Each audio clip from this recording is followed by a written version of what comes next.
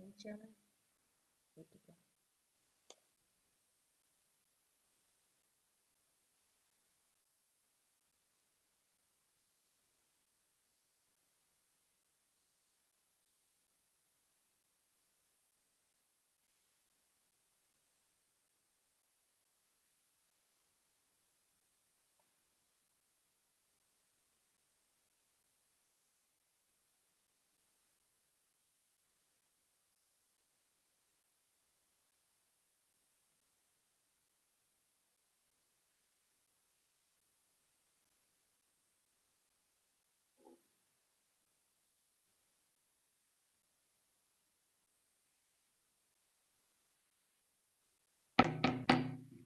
Morning, ladies and gentlemen, and welcome to 2021, this January 6, 2021 meeting of the North Carolina State Board of Education.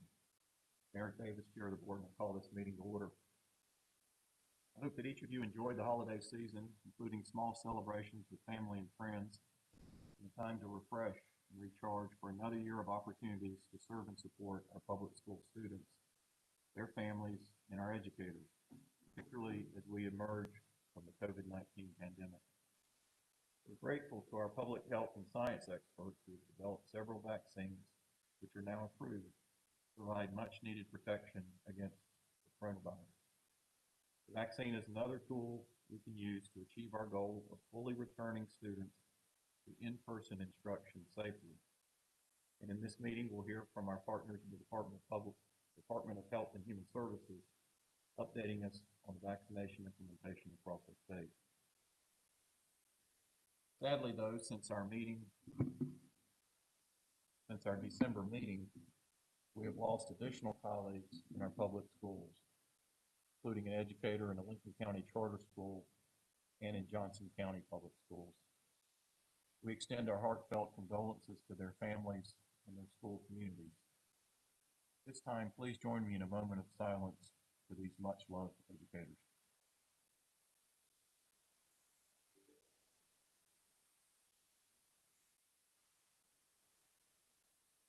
Thank you.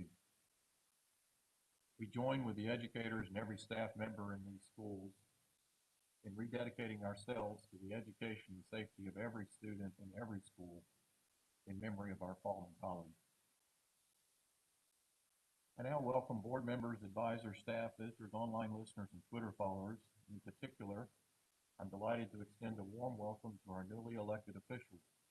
Joining us for this January meeting, Superintendent of Public Instruction, Catherine Truitt, and Lieutenant Governor Mark Robinson.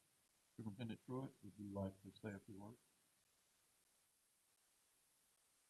Deanna, am I on this mic? Yeah. Good morning, everyone. It sure is an honor to be with you all here today, both in person and virtually. I can feel the warm wishes coming my way through the miracle of technology as well as in this room. Thank you, Chairman Davis, for the opportunity to bring greetings.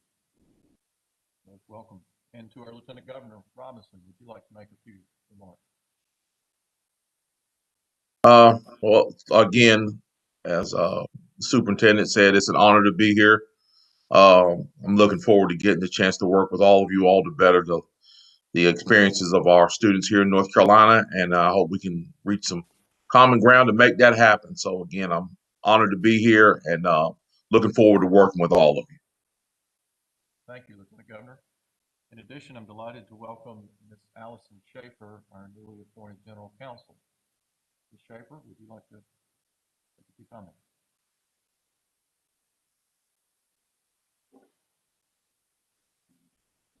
As with the others who have just spoken, I am delighted to be here. I'm honored and thrilled to be able to help the mission of the State Board of Education and the State Superintendent further education for students. As you know, I have a long experience in working with local boards, and I'm looking forward to translating that into working with the State Board and to bring my experience and friendships and enthusiasm for the task. So thank you.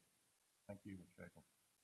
And finally, I'm glad to welcome our newest England Award winner and our local school board advisor, Ms. Brenda Stevens. Ms. Stevens. Yes, well, Happy New Year to everyone, and I'm looking forward to working with this group in the coming year, and thank you for your hospitality. Thank you, and we look forward to the advice you'll surely give us in the days ahead. We're delighted to have each of you joining our public education leadership team, and look forward to the partnership in our future. For our visitors and those listening online, our committee meetings and reports will span 2 days. Tomorrow's meeting will include voting on any items needing action. Board members are reminded that it's our duty to avoid conflicts of interest and the appearance of conflicts of interest as we handle the work of this board. Does any member of the board know of any conflict of interest or any appearance of conflict with respect to any matters coming before us at this meeting? If so, please state them for the record.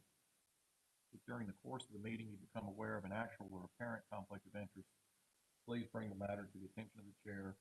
It will then be your duty to abstain from participating in the discussion on the matter and from voting on the matter. At the beginning of 2020, we received a report from West Ed which offered recommendations to improve North Carolina's pre-K to 12 public school system.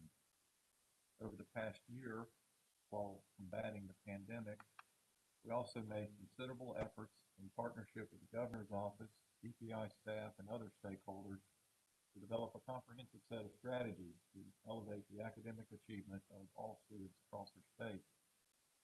In the days ahead, we'll continue to develop and implement these strategies, both to address pre-pandemic needs and to provide the much-needed education recovery from the pandemic. We remain determined to recreate our public school system to better serve all students and to make our state, especially our public school students, stronger and more resilient. During this time of great opportunity, we must work to clearly articulate the established vision of our public education system, and we will do so in partnership with Superintendent Pruitt. To ensure the established priorities are fulfilled, given the executive, legislative, and judicial commitment to ensure sound basic education for all. This transition provides us a unique opportunity to align budget priorities for the upcoming legislative session. Combined with the federal funding that our state and districts will receive to address needs identified due to COVID, it's essential that we not only address immediate needs, but that we also use this opportunity to make systemic, structural, and long-term improvements in every school across our state. We're excited about the opportunities and challenges before us. Transition provides an opportunity to make needed change and to take a fresh, new perspective with increased vigor and innovation in our work. Throughout the various transitions of new staff, responding to COVID, creating new initiatives, we remain fully committed to the guiding principles established by this board in our strategic plan. And while there remain differences of opinion, we choose to see those differences, like all of our differences, as a source of strength and remain committed to patient, open, and transparent dialogue to develop solutions for the benefit of every student we serve in North Carolina, grounded firmly in equity and whole child, knowing that working together, we can do the hard work and achieve amazing results while remaining student-centered. Board members who've seen the agenda for over a week and had the opportunity to review it, I ask if there are any requests for changes to the agenda. Hearing none, I ask for a motion to approve the agenda as presented. Motion by Ms. White. Is there a second? Second by Vice Chair Duncan. Dr. Townsend Smith? Yes, sir. Dr. Oxendine? Ms. Chemnitz? Yes. Mr. Keenan? Yes. Mr. Hall? Dr. Tipton Rogers? Yes. Ms. White? Mr. Chastain? Yes. Mr. Ford? Yes. Lieutenant Governor? Yes. Vice Chair Duncan? Yes. Chair Davis? Yes. It's unanimous. Motion carries. We have an agenda. Thank you. We'll now proceed to today's committee reports, and a note to committee chairs and audience and all voting on consent and any action, any item requiring action to be completed tomorrow via roll call vote. I now recognize Ms. Chemnitz, Chair of the Student Learning and Achievement Committee. Ms. Camden. Thank you, Chair Davis. I am shared in the responsibility for the work of this committee with Dr. Olivia Oxendine, and we are happy to start off the year with an item of new business that is actually a great way to start our first meeting of the new year. This is something positive that has resulted from the struggle with the virus that we've all been engaged in. So this is an update on the at-home learning project. And I think everyone's going to enjoy hearing about this. I believe Dr. Mullenix is going to present this today. Yes, or is it Dr. Wren? There's a team of us. I'll start us off, though. This is Angie.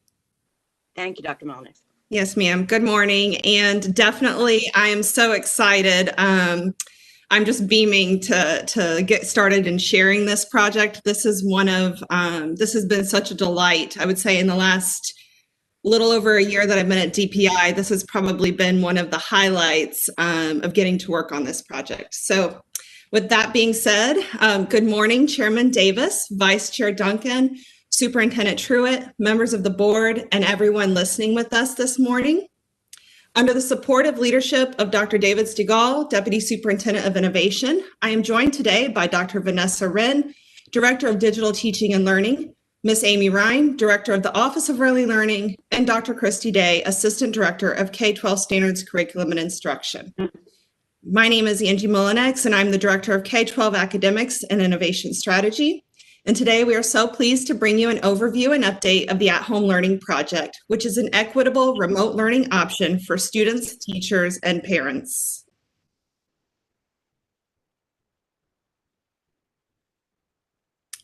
So when COVID hit, Freebird called me and he said he had an interest from UNC-TV to partner with us on broadcasting content. He mentioned the connection to David Hubert of UNC-TV, and that's where the journey began. The purpose was to support school-age children learning at home with free curriculum-informed, over-the-air content widely accessible to students with limited or no internet access. NCDPI created offline printable lesson extension activities to coincide with the programming. Also, North Carolina teachers across the state created interstitials, which are sort of like commercials, in between the programs. Happening simultaneously, Mariah Morris, our former Teacher of the Year, was leading a team of Teachers of the Year who were also generating at-home lessons through their toy time. We also learned that some other states were beginning to include and air teacher-generated lessons. And in our discussions with UNC-TV, we soon developed our broader, more long-term plan of this project if it could continue past phase 1. We kept that plan for phase 2 in our pockets as we moved forward with phase 1 through the spring and early summer timeframe.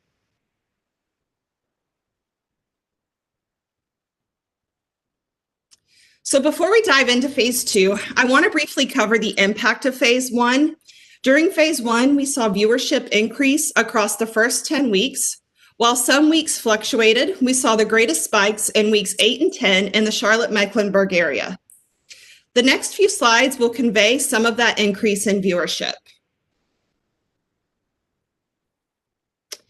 And so you see on this slide, viewership increased drastically throughout most of the weeks.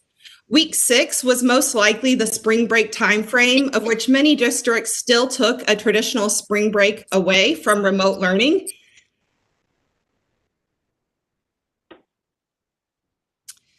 Compared to January and February of 2020, there was about twice as much viewership, as you see there on that graph.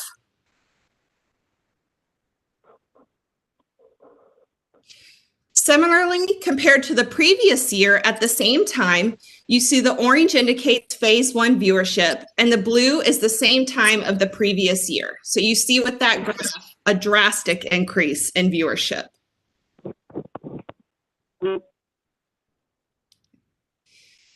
In terms of viewership, weeks 5 through 8 seemed to show a greater viewership and thus awareness of the program. This graph indicates the ways in which families heard about the UNC-TV at-home learning programming and related resources. So it seems that as word spread, more families took advantage of this option.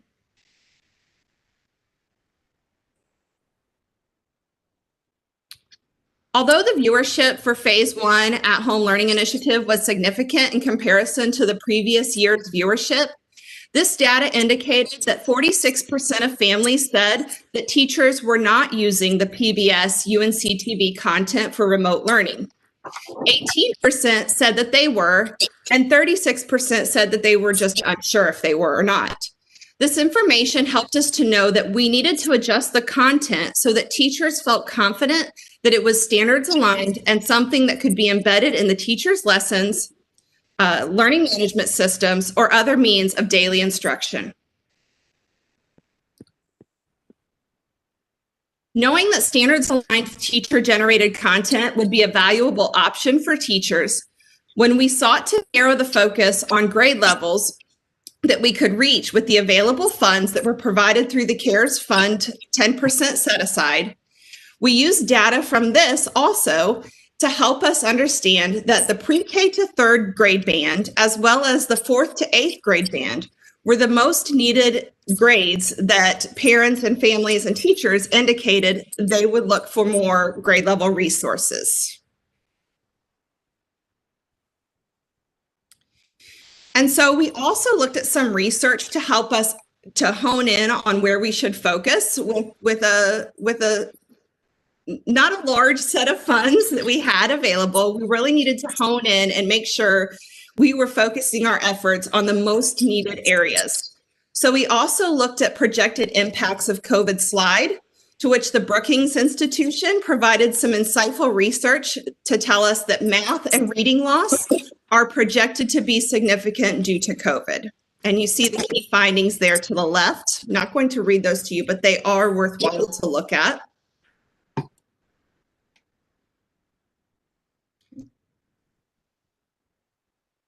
Using the information from the at-home learning evaluation reports and the research, as well as the fact that many districts were opening in a remote setting, we decided to utilize a portion of the CARES 10% funds to move from Phase 1 to Phase 2 of the at-home learning project.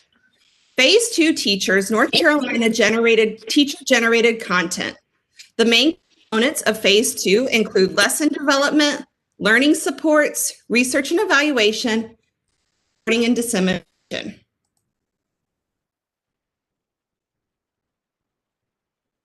The breakdown of teachers recruited to participate in this project, as well as the lesson breakdown and professional development provided to these teachers, is indicated on this slide. And in sum, the information you see here indicates that there are 24 teachers and 192 total lessons being crafted. A bit later in the presentation, Dr. Christie Day will delve into these lessons a bit further. However, at this time, I'm going to turn it over to Ms. Amy Ryan, who will talk about a major component of this project, which are the collaboration efforts. Thank you. Standards Curriculum Instruction, the Office of Early Learning, and K-3 literacy consultants were afforded the opportunity to collaborate throughout the development of the literacy lessons, ensuring they were aligned to our state standards and the science of reading as an essential piece of this process. This was an intentional focus and effort as our state transitions to a streamlined and unified approach to literacy implementation. We also included the integration of technology and non-technology resources. And last, but certainly not least, we were blessed to work with multiple partners who have chosen to support this project through various book authorizations. Similar to literacy, Standards Curriculum Instruction math consultants also work together alongside the Friday Institute and Scholastic to ensure that the math lessons were standards aligned with the integration of technology and non-technology resources. At this time, Dr. Christie Day, Assistant Director of Standards and Curriculum, will share information related to the lesson development process. Thank you. The lesson development process was led by the Friday Institute with input and support from DPI's K-3 Literacy and K-12 Standards Curriculum and Instruction divisions, as well as the UNC Literacy Fellows. This extensive, very careful process included 3 cohorts of educators. These educators are classroom teachers, as well as members of the Wolfpack Works team. Once the educators had created their lessons using a common format, 2 asynchronous and 1 synchronous review took place. For literacy, the NC DPI team, comprised of K-3 Literacy and Standards Curriculum and Instruction, provided feedback during one of the asynchronous rounds and attended the synchronous session alongside the Friday Institute. During the synchronous session, the educators practiced their lessons, and the NCDPI team was able to give instantaneous, in-the-moment feedback. The UNC Literacy Fellows provided additional support and feedback during the second asynchronous window. For math, the Friday Institute and the Standards Curriculum and Instruction math team provided feedback throughout the review cycle. This process created careful and deliberate feedback loops that supported the educators and ensured standards-aligned and science of reading-based lessons. Several of the educators have noted that the review process not only improved their at-home learning lessons, but also their classroom instruction. They said that they plan to take the feedback and the conversations from these lessons and apply them to the lessons that they plan and teach every day. Within the 192 lessons, 16 of the pre-K and K lessons are being developed and recorded in Spanish, 8 literacy and 8 math. UNC TV will also provide Spanish captions and translations for all the lessons.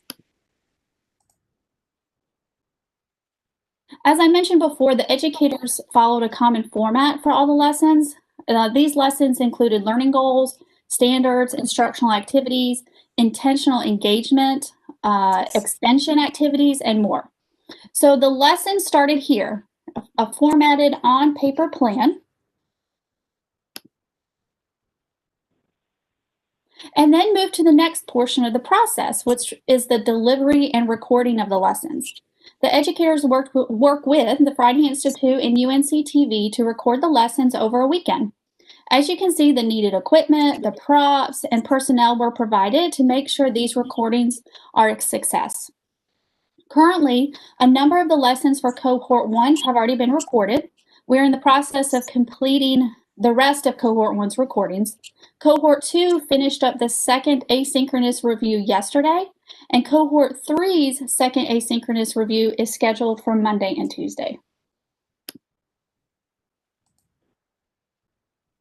Several of the educators working on this project have noted that they fell out of their comfort zone just a bit, but their dedication to this project and to North Carolina students has been evident throughout the entire process.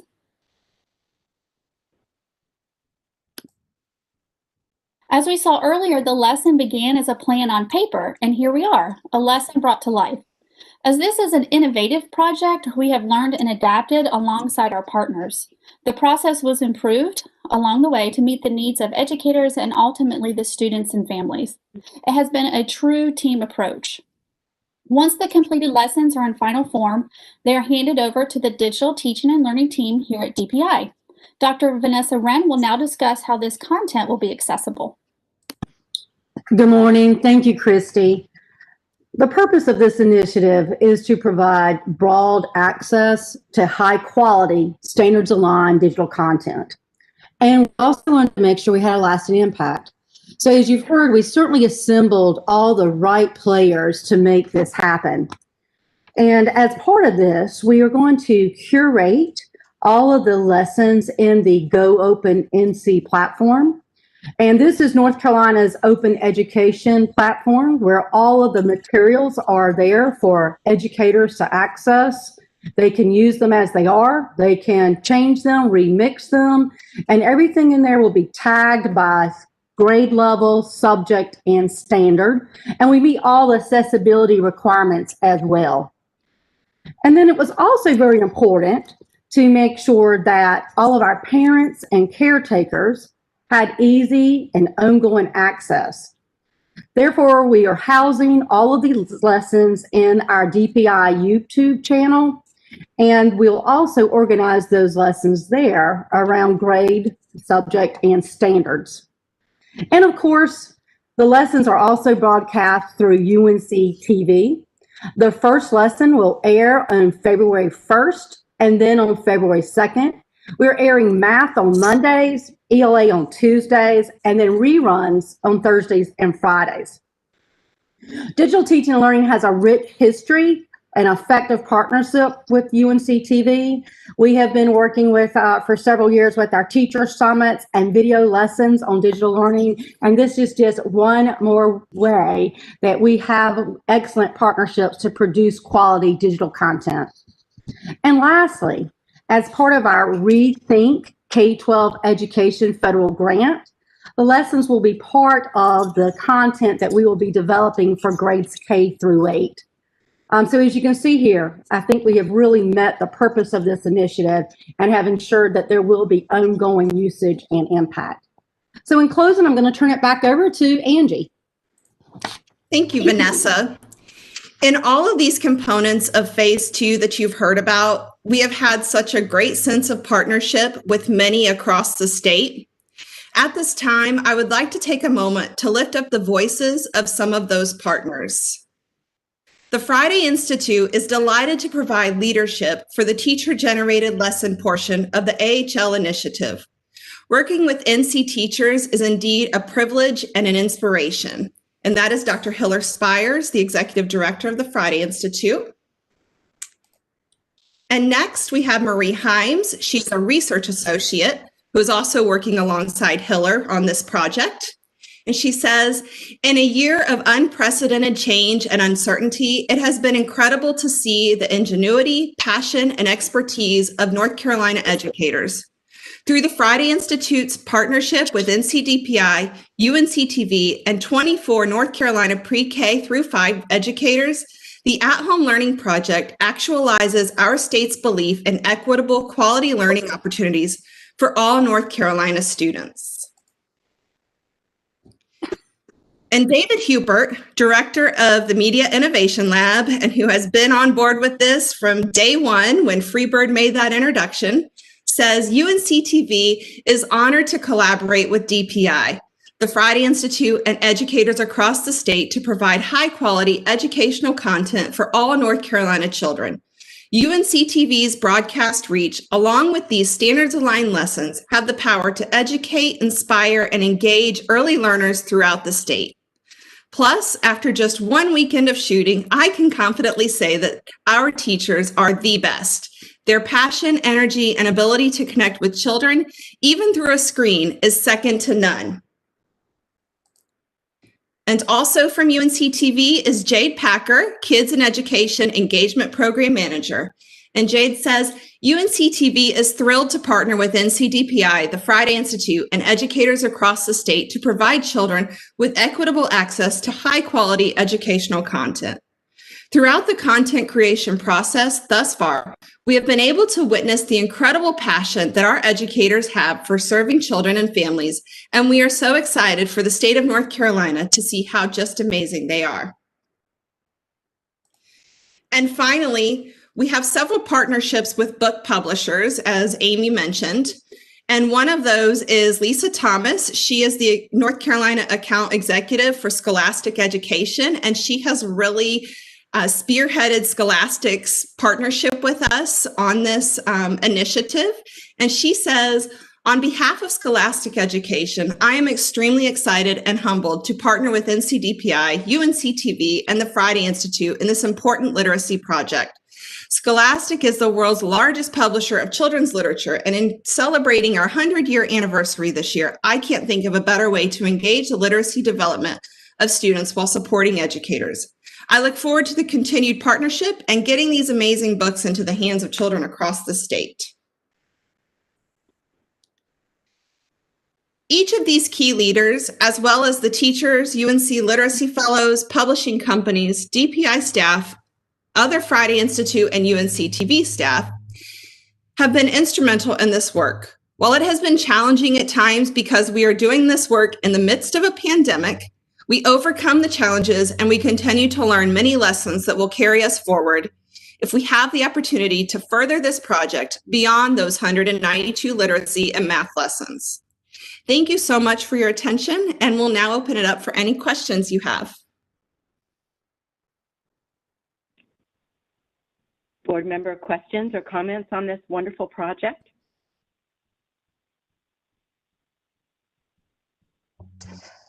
This is Mariah Morris, and I have a comment. Go ahead, Ms. Morris. Dr. Mullenix and team, this is just such wonderful work, and I'm really excited to see the direction that this project has taken. It was an amazing experience to work with the 2019 Teacher of the Year team to help get this started alongside DPI and UNC-TV at the beginning of this through our Toy Time series that served for a lot of the inspiration UNC-TV said with this project. And I would like to encourage you guys and celebrate this work and really encourage you to reach out to the 2020 Teacher of the Year team led by Maureen Stover, because they were a base for amazing, innovative lessons from across the state right when school shut down in March. And so I could not emphasize enough helping form a connection with that team as you guys proceed forward. Thank you. Thanks, Mariah. Yes, and thank you so much to all of those teachers. Any other Madam questions Chair? or comments? Madam Chair, Mr. Ford, could I make a brief comment? Yes, please, Mr. Ford. Yeah, I just want to take a moment to appreciate heap accolades onto the heads of everybody involved here. You know, I know I speak for everyone when I say that 2020 and all of its 2020-ness, if it didn't teach us anything, it taught us like how to instantly become innovative, instantly become greater problem solvers, all the things that we try to teach young people. And to me, just this whole thought process, all of the partners involved, it really just illustrates and puts into practice this idea of gap closure, right? So that when these chasms open up, what are the things we're going to do to help close those gaps? And it's just, you know, everybody here just deserves to be saluted really quickly. So I'd be remiss if I didn't say that out front. Thank you so much for initiating this, for thinking outside the box, because I know our state is better for this sort of collaboration. Thank you, Mr. Ford.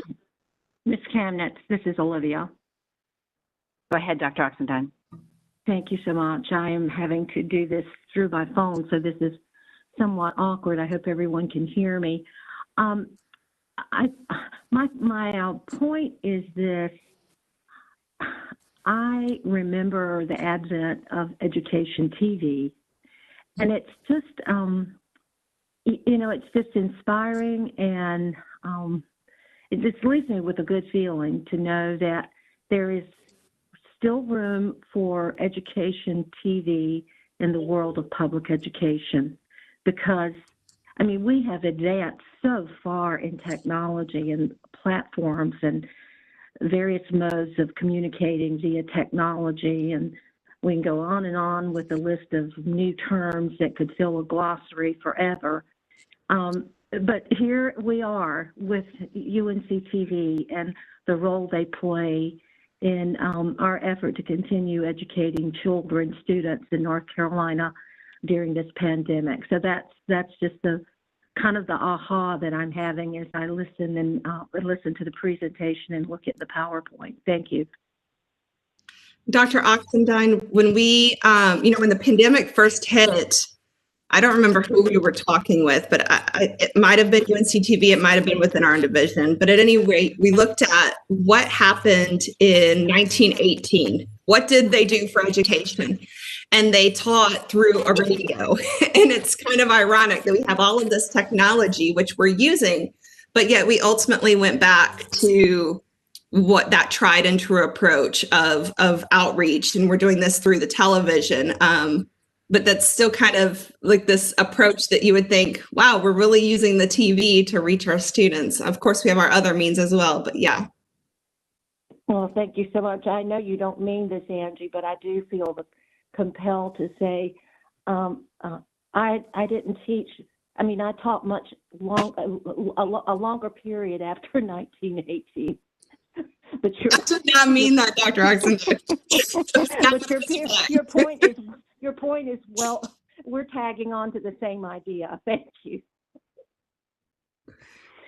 Well, and at the risk of stating the obvious, I'm looking at the screen and it talks about an equitable remote learning option. And as much difficulty as we have had this year with devices and broadband access, this, I would guess, reaches just about every child in this across the state. I think the TV is probably in just about every home, not all, but certainly we have a much wider reach with this project. Any other comments from board members? Ms. Camnitz, this is Mrs. Wright. I have a practical question to ask. Can someone on the team describe for me as a parent, if I was a second grader, how I would find out about the programming available through UNC TV, that I would know at what time during the day to go to and turn the television on so that my parent can access? You're coming in kind of faint, but I think what you asked is how a parent would know about the programming that's coming on the TV, how they would know in advance. Yes, Was that correct? That's the first portion of the question. And then two, because most students across our state are learning and engaged with their own teachers in their own classrooms, what happens when there is programming available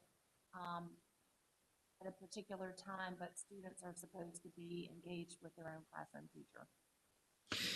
So that's the beauty of phase 2, because we have, so the way we're providing on the various platforms through the YouTube channel, through Go Open and See, and through the broadcast option, that's the beauty of this, is that it can be utilized in a variety of different ways. So the teacher could use this, if a student is at home, a teacher could say, okay, at 10 a.m. this programming comes on. However, here's a link to the record or to the YouTube video if you cannot watch it through TV.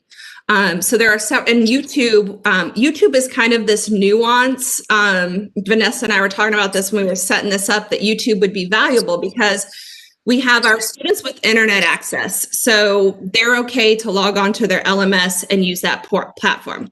We have students who might not have internet access or struggling with devices or broadband connectivity, those sort of issues. And then in between is this middle layer. It could be students that have internet access or could be students who don't, but it's those parents who have or students who have access to devices, and they can use YouTube on those devices without any issue.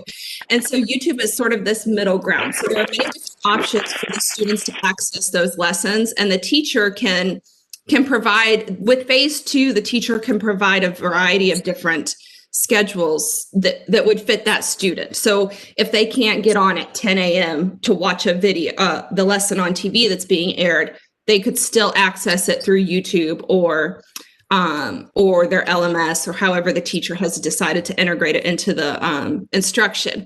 In terms of the scheduling, we have, so UNC TV, as part of the funding, there's a portion that is set aside to for the marketing purposes, and that is really where they take the scheduling that happens and they put those schedules out on the UNC TV website. And if you go back to the spring, you can see some of the example schedules. They're still being published weekly now.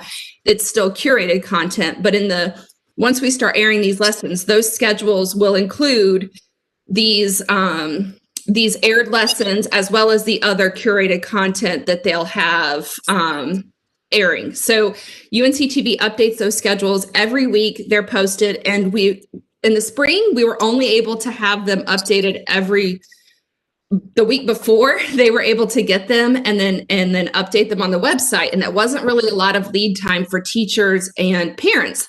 And so UNC TV is working to ideally get them a month in advance up. And so that's still a work in progress. They're currently working on that. But I have asked them for as much lead time as possible because I know teachers plan things out, right? They don't want to know a week in advance that this is available to them. And certainly, of course, once we have these all housed in the Go Open and See repository and on the YouTube channel, we will make sure our teachers know about those so they can begin using those however they want as they move forward into the school year. So a few different approaches to that to make sure that we are communicating for parents, for teachers, both in the same way, because we feel like it's valuable that both of them receive equitable communication as well. And Angie, this is Vanessa, and I'll just add to your points.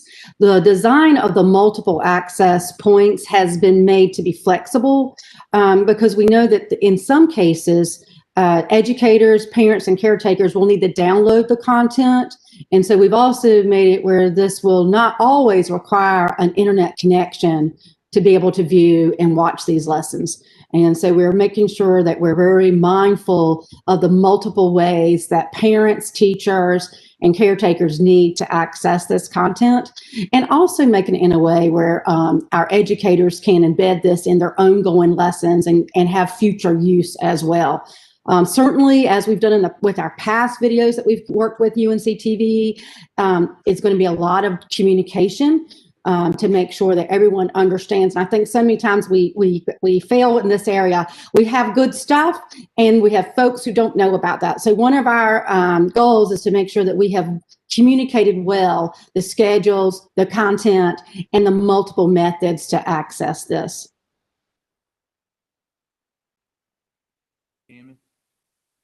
Thank you, Dr. Mullenix and Dr. Wren. Ms. White, do you have any further questions? No, excellent answer. Thank you, team, and still excited about that work. I think Vice Chair Duncan had a question. Actually, a quick comment, if I could. The board has committed to maintaining close monitoring of the CARES Act funding. And this project emanated is a really partnership from department, and particularly the presenters on this call coming forward with an important idea and collaborating with the board. And out of this has come some really good work. It's part of the CARES Act effort, and it just goes to show that we can make a difference in some ways. There was some very positive data presented. So I want to give thanks to the members of the department who've worked so hard to make this a real living thing that's good for children. So thank you very much for that. And it's good for all of us to continue to monitor the CARES Act funding and what it does. Thank you for your support with the project.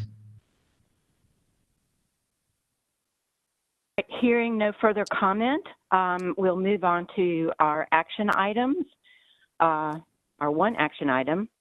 SLA 1, I will turn to Dr. Howard to briefly go through the ESSA waiver that we will be voting on tomorrow. And we heard this last month, but Dr. Howard, if you'll just give us a brief synopsis of where we are with these two different pieces of this waiver. Absolutely, and good morning to everyone, and thank you, Ms. Kamitz. So the PowerPoint that is provided is in reference to the discussion that was had in December. The update, first of all, for the addendum is that the addendum draft was posted for public comment from December 4th until January 4th. We've attached those public comments to this board item. It is attachment number 6. There were no comments that were submitted that would have an impact on the draft of the addendum. So we would anticipate next steps with the addendum once it is approved by the state board is to obtain Superintendent Truitt's signature on that addendum and to submit that to the Department of Education so that it can be considered for this academic school year 2020-21. With respect to the waiver, attachment 4 has the actual waiver that has been drafted and for your consideration, for your approval at this meeting. So just to hit the high points of the waiver, as you can see, the waiver begins with a context of the strong history in North Carolina for measuring student achievement and providing support for school improvement on using that information.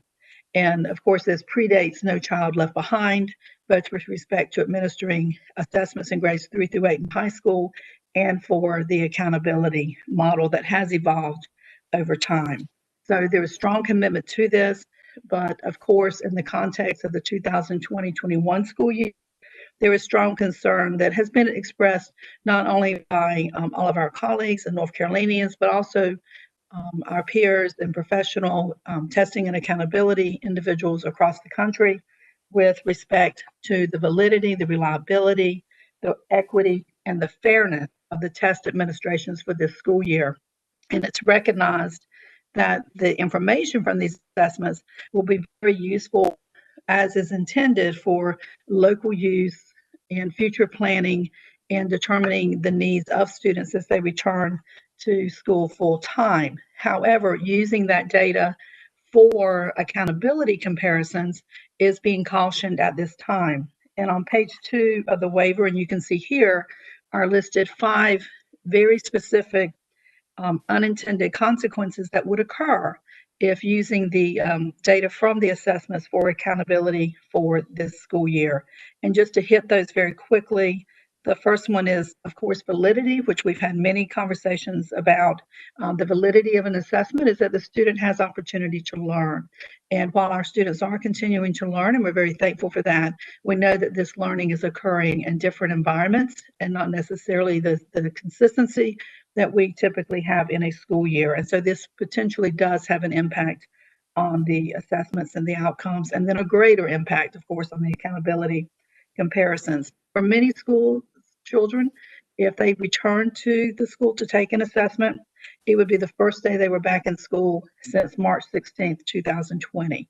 That, coupled with the requirements for COVID protocols, would really give a different environment for those students. Again, potential impact on their performance. Some students, as we know, are not able to participate in the assessments due to medical concerns for their families or themselves. And so all of this couples with whether or not the actual data would represent the full population, which is a key requirement anytime making accountability determinations. So with that, North Carolina is proposing to have a waiver from accountability. And you can see at the bottom of page 2, the specifics. There are some requirements that are in federal law for any waiver from the Elementary Secondary Education Act, and that is to assure that the data is used to identify the needs of all students and all subgroups. And of course, in making the data available to locals, we would be meeting that requirement. And then also to share any data with parents as well, which we would be committed to doing that as well. On the 3rd page, it just highlights that, of course, the request for the waiver is from accountability. At a minimum, North Carolina would request to have a waiver from the 95% participation requirement. Of course, the waiver is for all of accountability requirements, but if that is not granted, then at least this relief from the participation requirement.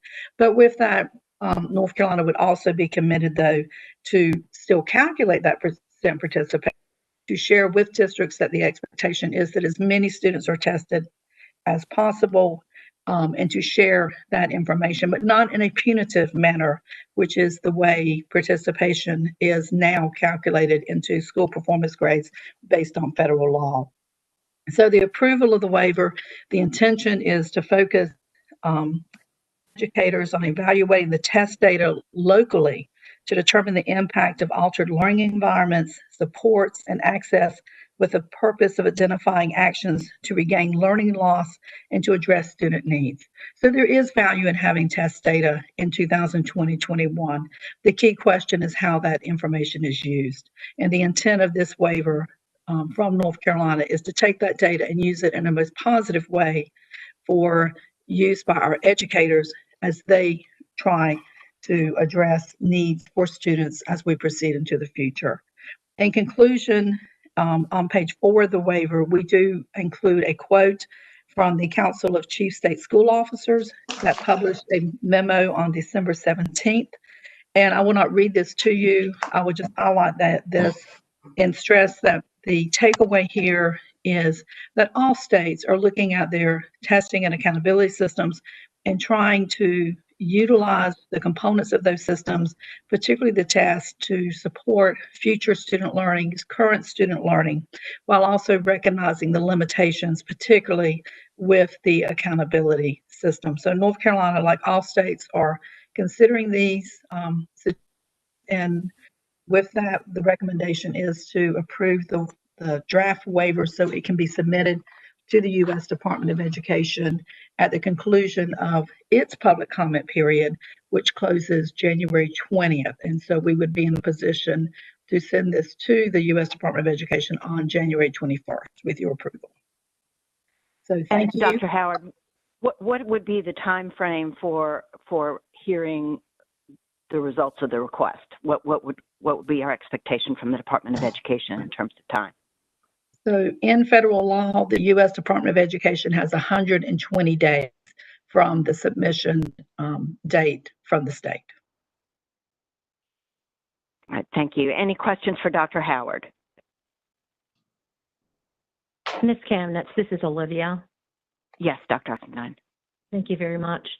Dr. Howard, I don't have enough thank yous to extend to you and your team for all of this very, very challenging work. Of course, I'm sure to you it is not, it's not that difficult, but this is amazing work, and I just applaud you for the energy and the thought and the in-depth collaboration that I know you engaged in to bring this recommendation to us.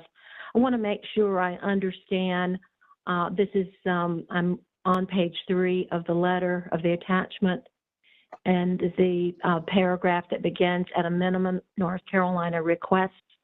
So in the sentence, the state is not seeking a waiver, and then it goes into the specific sections and subsections of the regulation, which requires, is this saying that NCDPI will continue to disaggregate and come up with a percentage of students assessed and not assessed? That will continue? Am I reading that correctly? Yes, you are, and that's an excellent clarification. So the waiver being requested is from the punitive use of that participation data in our accountability model, which for North Carolina specifically is our school performance grades. And that would have a severe impact on that calculation if we were required to report school performance grades this school year. A key part of ESEA is this disaggregation and reporting out for all students and all subgroups. And so we would report the data, particularly to the locals. The vision is at the state level for the state, and then for the locals to have access to this information locally. So they know the percent that participated, and particularly where that participation may have differentiated across different subgroups, but not to use it in a punitive manner. Okay, very good. That makes me feel good. Thank you for the very clear answer, and thank you, Ms. Kamnitz. Thank you, Dr. Oxendine. Any other questions for Dr. Howard? I know we will all anxiously await an answer from the Department of Education if we do decide to move forward with this waiver. So thank you, Dr. Howard. Thank you very much. Moving now to our discussion items, SLA 2, the K-12 Social Studies Content Standards. In August 2019, the board adopted a new strategic plan with equity and the whole child as its guiding principles. Since then, those principles have informed our decision-making and focused our direction. When the staff brought new social studies standards to us last summer, the board took the opportunity to apply those guiding principles. And we asked the staff to rework the standards to include explicit language promoting the inclusion of multiple voices, and to include examples of documents to be developed to support the implementation of the standards. After months of work and substantial public feedback, the staff has brought us standards that honor our requests and reflect the diversity of our students. One final observation I'd like to make before I turn it over to Dr. Stegall. When we talk about the history of this country, particularly with regard to racial and ethnic experience, blame and guilt often underlie the conversation. Both of these are very human responses to our history and our current reality. However, blame and guilt are not what these new standards are about. Rather, we're seeking to draw on the richness of the American historical experience as a gift to our children so that they can better appreciate their legacy, strengthen their sense of connection to each other, and work together to improve the American experience for all. This is the spirit in which these standards were created. And I'd now like to ask Dr. Stegall to start us off on discussion of these standards. Thank you, Ms. Kamnitz. Good morning, Happy New Year, Chairman Davis, Superintendent Truitt, Lieutenant Governor Robinson, board members, advisors, and other stakeholders. I am pleased to be back before you again today to request the adoption of the Draft 4 K-12 Social Studies Standards. I want to thank all those who have been involved with the work that continues to take place, as has been shared, to ensure that we have quality standards in place for North Carolina Public Schools. I'll be joined today by Dr. Angie Molina, who you've heard from already today, Dr. Christie Day as well, Dr. Lori Carlin, who's the section chief for Social Studies and Arts, and members of the K-12 Social Studies team. We also have Ms. Neha Shaw-Coltrane on us for her expertise in graduation plans, since the standards adoption and the timeline does impact graduation plans and graduation requirements. Next slide, please. As was shared, when we presented in July, we shared the overview for revision of the K-12 Social Studies Standards and accomplished this using the process detailed in the State Board Policy SCOS 012, a timeline of general activities. And those Draft 3 standards were presented to you with a general installation plan. At the board's request, we were sent back to the writing board, and review teams began to add language to the standards that provided specific evidence of inclusion of diverse narratives, as has been shared. Next slide, please. And in accordance with SCOS 012, our approach to standards revision was feedback-based, research-informed, improvement-oriented, and process-driven. One of the things we heard at the last meeting was that it was essential to ensure that the standards were crafted in collaboration with multiple educators from diverse areas and backgrounds. As reflected in the slide, as you see, our writing and review teams were comprised of educators from all 8 State Board of Ed districts, and we had tremendous feedback from the field. These are the voices that are echoed in these standards. Additionally, these educators and other stakeholders will be instrumental in helping craft the resource documents and professional development that will be the next step of this process. Before we dive into what an installation of standards would entail, I know it would be helpful to have a clear review of the difference between standards and curriculum, because that can sometimes be confusing, and we just want to make sure we're all speaking the same terms and have the same understanding. So at this time, I'll ask Dr. Molina if she'll just highlight some of those key differences. Thank you so much, Dr. Stegall. When thinking of the terms standards and curriculum, it is important that we distinguish the difference between the two to include the entities responsible for each. Standards are what we want students to know and be able to do. These are the end result. And if you recall in July, I gave this example about a 5K, and I'm going to provide it again today because I still think it's a valuable example for us to remember. When we can say that each student will run a 5K by the end of 3rd grade. That is the standard, or we might think of that standard as the goal. How we get to the goal is going to be in the training plan, or we might think of the training plan as the curriculum. Ainsworth defines curriculum as the high-quality delivery system for ensuring that all students achieve the desired end, the attainment of their designated grade, or course-specific standards. The training plan or curriculum for the race could be a Couch to 5K program. It could be a daily walk, run, and healthy eating plan, or it could be something else. The how, which is the training plan that is followed, is what will make the difference in getting to the goal or the standard. The how is a major piece of the puzzle, and without the how, the what or the standard will not be met. So let's look a little further at what this means as it relates to standards, curriculum, and instruction.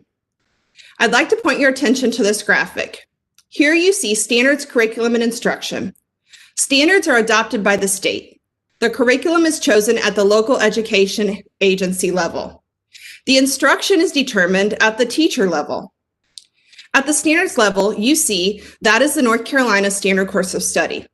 And at the curriculum level, that could be texts, lesson plans, activities, tasks, and classroom assessments. The curriculum level is a local decision, and it is one that should not be taken lightly, as we want our LEAs to select challenging curricular resources that will encourage critical thinking and growth toward the learning target or standard. Finally, we go to the next level, which is instruction. That is determined at the teacher or classroom level. If we think back to the 5K program, the instruction is the day-to-day of the training program or training plan that was chosen.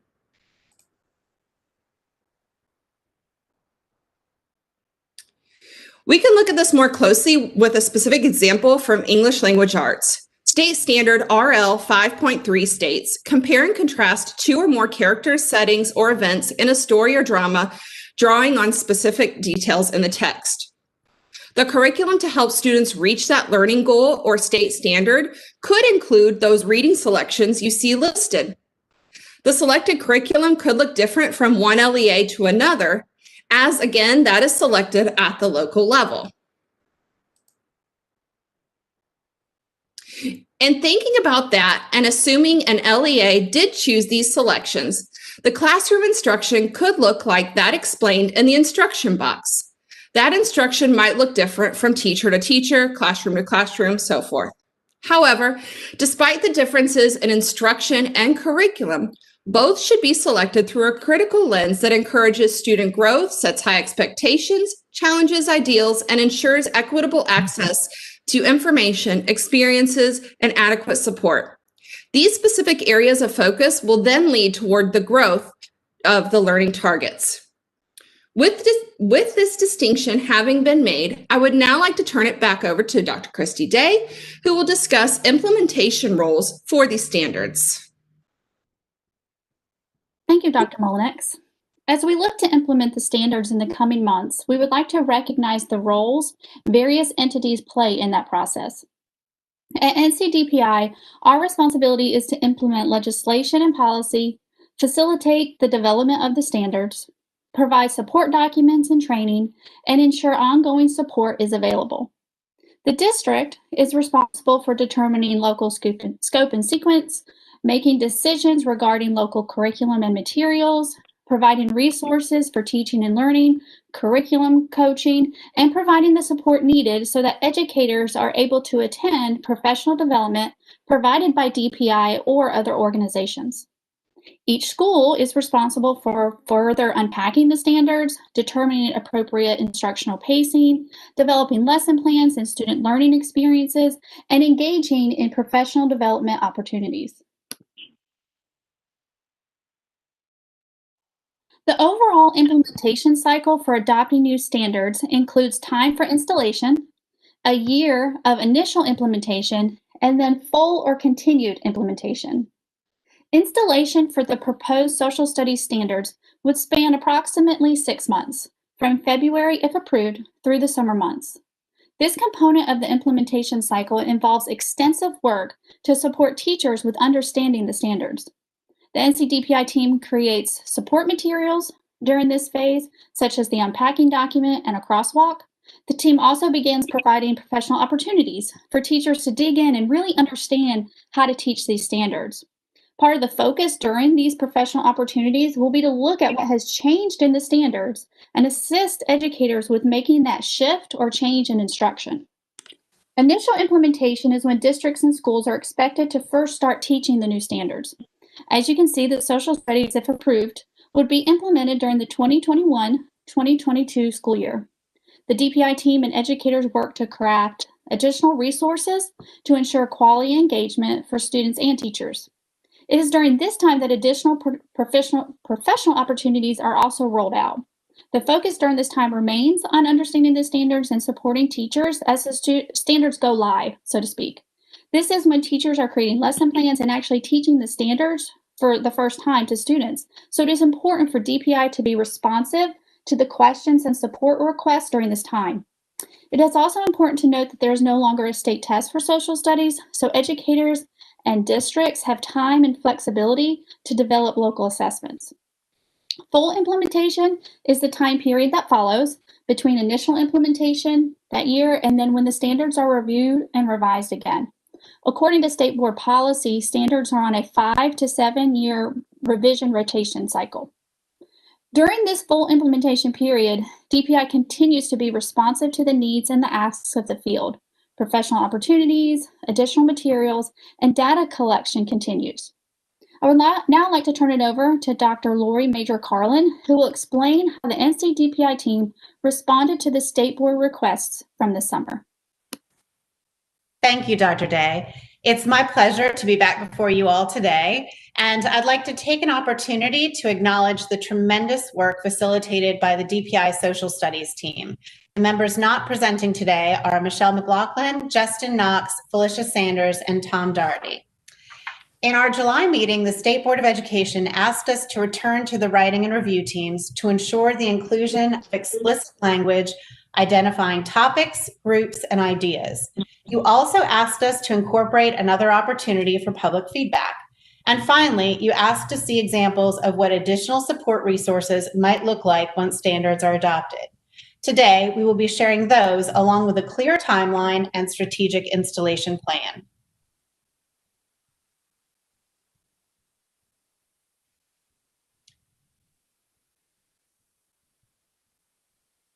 At the request of the board, we asked our writing and review teams to consider specific standards and objectives where it would be most valuable to ensure the inclusion of explicit language identifying topics, groups, and ideas.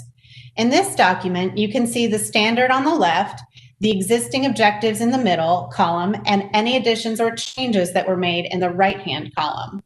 The nomenclature for identifying North Carolina state standards typically includes grade level or course abbreviation, strand, in this case, our example is from the history strand, the standard number followed by objective numbers. Here in this 8th grade example, you can see the addition of topics like slavery, segregation, and achievements of marginalized groups.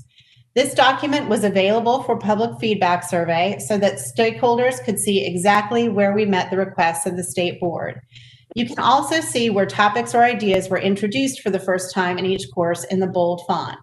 The Draft 4 standards have no such distinction. It exists in this document so that we could be certain to include things in the glossary and support documents in the appropriate places. As a former theater teacher, I like to think of these documents as giving you a glimpse backstage during a show. It isn't pretty, but it helps us achieve the goals presented to us.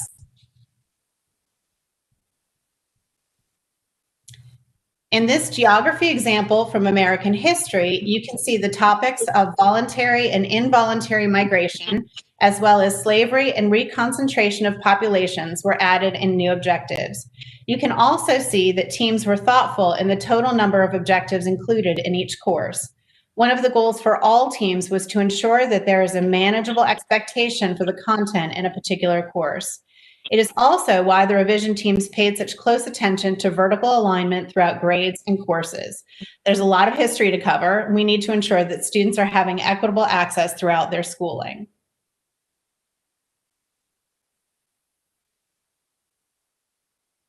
In this standard from the history strand of civic literacy, there were changes made to most objectives, as well as 2 new objectives added that include specific groups to be discussed in terms of competing narratives. Additionally, these added objectives highlight the experiences and achievements of minorities and marginalized people. As we can all agree, the teaching of the founding principles, government, and civics cannot be separated from the teaching of history. None of these things occur in a vacuum, and none can be taught effectively without the integration of the others. So you will see great effort has been given to ensuring that the founding principles are taught in context to the historical development of the United States and North Carolina. Now we move into the second request from the board. One of the most important charges we were given was to encourage as much public feedback from as many sources as possible. Throughout this revision process, we have been open and transparent and communicative with all stakeholders. This slide demonstrates all the myriad ways we endeavored to communicate with all stakeholders to obtain feedback. For this last survey, we even brought the board into our efforts to share with various groups and individuals that you knew would be interested in providing feedback. One addition to this slide is the recent communication we've had with the State Advisory Council for Indian Education and the American Indian Smithsonian Museum. The survey for Draft 4 asked participants to review the draft and decide whether or not the standards support students' cultural self-awareness, encourage student self-examination of identity and how it relates to complex social problems, whether or not the standards are inclusive of diverse cultures, and whether or not the standards avoid stereotypic depictions of race, gender, or ability. The survey questions were based on the Great Lakes Equity Tool, which is designed to identify equity in state standards. As you can see, the response was substantially positive that the standards did meet these goals. We will now move to supporting resource examples.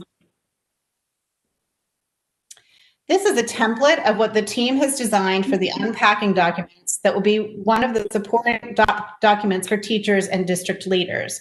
These will provide information about what mastery of the objective looks like, which is especially relevant for those districts that are using standards-based grading. It has columns that will contain information students will know and understand from the objective. The fifth column will detail some possible topics teachers could use to address the objective. Finally, there will be some examples of activities or tasks that may be used during class to formatively assess students on the objective. We've provided a few examples of what these might look like when completed for each standard in each course. This is a third grade example, which asks students to explain how the experiences and achievements of women, Indigenous, religious, and racial groups have contributed to the development of a local community. As you can see, each column helps to break down the mastery of the objective, the understandings, knowledge, example topics, and assessment examples to help teachers effectively teach and assess this objective so that students can demonstrate an understanding of how the lived experiences and achievements contributed by various groups influence local communities. This example from American history provides sample topics for teachers to use in comparing competing historical narratives that range from the Stamp Act to the Wilmington coup of 1898 to the annexation of Hawaii. Students would need to read different narratives and be able to compare the differing viewpoints of what really happened. The potential formative assessments suggested provide primary and secondary sources to help students work through those comparisons. In addition to the unpacking documents that we just saw snapshots from, the DPI Social Studies team will be working diligently to provide a glossary of terms, strand maps, crosswalks with former standards, and other professional development opportunities to teachers and district leaders. Once the standards are approved, we will be able to begin the work of addressing all of the specific questions and suggestions about what to teach, topics, specific historical inclusions, and so forth. This is when our team can really begin to ensure curriculum and instructional supports are created that provide guidance for the teaching of each grade and course. Documents such as the unpacking will give classroom teachers clear information about the intent for student mastery. We look forward to this next stage of supporting our teachers as they work to familiarize themselves with these newly adopted standards. At this time, I'm pleased to turn it over to Ms. Sneha Shah Coltrane, our guiding light in ensuring that we meet legislative requirements and graduation plans. So much, Lori. Hello, everyone. Happy New Year and welcome, Superintendent Truitt and other new board members. I wanted to take this moment just to remind the board that the graduation requirements were passed in January 2020. These requirements were new based on legislation. If you recall, and for those of you that are new, this legislation was in House Bill 924, Session Law 2019-82, and basically mandated that we have 2 new social studies courses, as well as a max of 4 courses. So in order to meet that legislative requirement, we set new graduation requirements for the incoming class of 21-22. So these standards, if approved, will align and support that implementation in the fall. And so it is, I just want to make sure that it was very clear that this whole standards process absolutely is, of course, in order to to align with the State Board of Education's resolution and objectives and priorities. It also will align to the legislative requirements for the graduation requirements for students in coming in fall of 2021.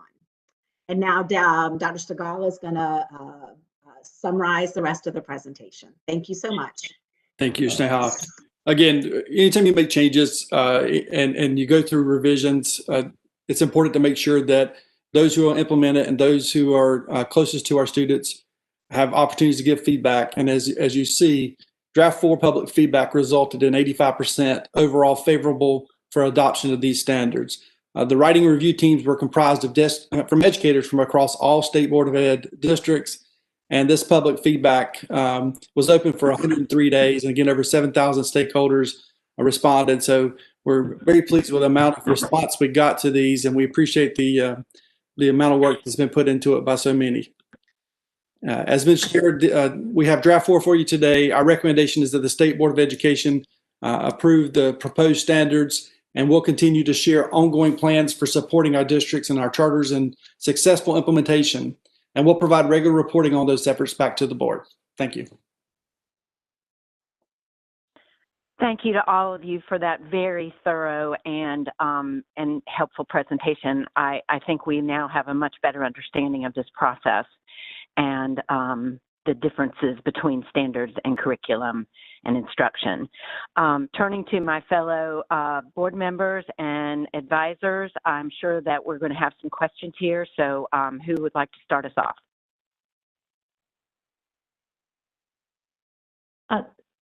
Dr. Kamnitz, Olivia, I'll begin the All right, question. thank you, Dr. Oxendine. And comments, not just questions, but comments. Beginning with a comment, hard work again, very challenging work. There's, to me, in public education, one of the most nuanced areas of instruction is the standards and the curricula. So hats off to everyone. And I know lots of groups participated in the getting us to this moment. Thank you again for involving the State Advisory Council on Indian Education, the very valid voice of American Indian students in North Carolina. And I hope that we will perhaps formalize a way to ensure that Stacey and other legislative advisory groups have a role to play in the work of DPI when it's appropriate to include such advisory groups. I want to focus on Standard 4 for just a minute. I'm not going to be exhaustive. I have made notes about a couple of points that are of interest to me. I'm looking at page 4 of 5, and the standard is, oh my goodness, my screen went away. 4G1, understand the role of geography has played in the development of North Carolina. And this comes under the heading of behavioral science, civics, government, economics, geography, history. I would like for you to entertain the revision group. I would like for you to entertain, I don't mean to say do it, but I'd like for you to think about an objective that focuses on the relationship of geography and regional economies. And this might be an appropriate objective since economics is part of the substructure of the standards.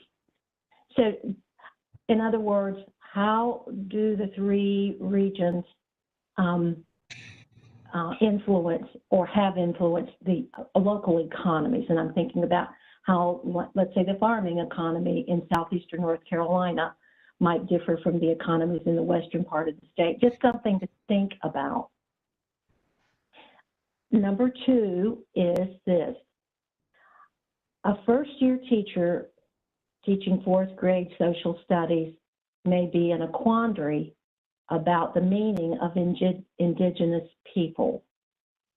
So that I hope there is a resource or some way that that first year fourth grade teacher who is charged to teach social studies will know where to see Indigenous people broken down. Now, one group would be American Indians, but there could be other groups that I'm not even aware of, to be honest. I'm sure that, I know, I could research and find it, but my point is this, that first year teacher needs to feel very confident in teaching the standards. So Indigenous people, it could be as simple as an EG, American Indians, and others. So that, to me, needs to be refined and clarified. And I think, I don't know, is there something else? Oh, yes.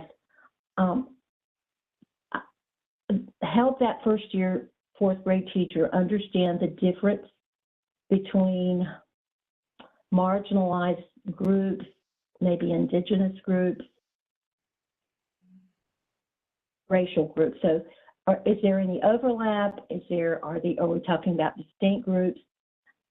Just to help that teacher understand and be clear so that he or she can design good lesson plans. Thank you, Ms. Kamnitz. Thank you, Dr. Oxendine. I would guess that the glossary might address some of the concerns that Dr. Oxendine just raised. Yes, ma'am, that's correct.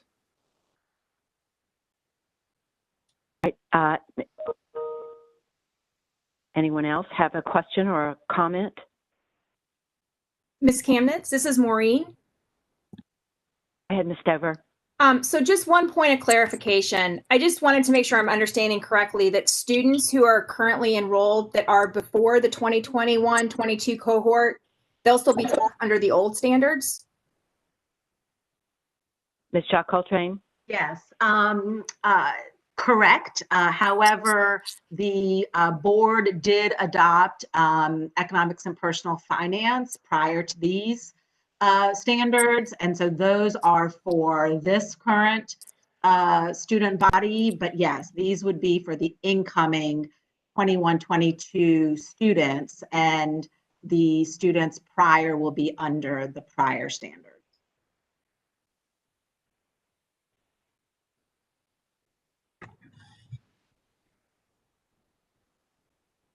I can't see faces or hands raised, so you'll have to speak up if anyone wants to say something. Ms. Kamnitz? Yes. This is Todd Chastain. Having read the 68 pages of social studies standards a couple times now, I just have a lot of comments and several questions. And I'm just putting them in writing. So should I just send those to you or Dr. Stiegel or both? And it's very helpful to get more background today. It's very, very good report, very helpful report to get a bigger, more clear vision. But still had some questions I wanted to put forth after spending a lot of time on these. Thank you, Mr. Chastain. And yes, I think if you'll get those to me and to Dr. Stegall, then we'll respond, and we can communicate with you in follow-up if that's the way you'd like to handle it. That'd be fine. That'd be great. Thank you so much. Thanks. Thank you. Ms. Kamnitz. Anyone else? Ms. Yes. Kamnitz, it's Matt Bristow Smith. Yes, go ahead, Matt. Hi.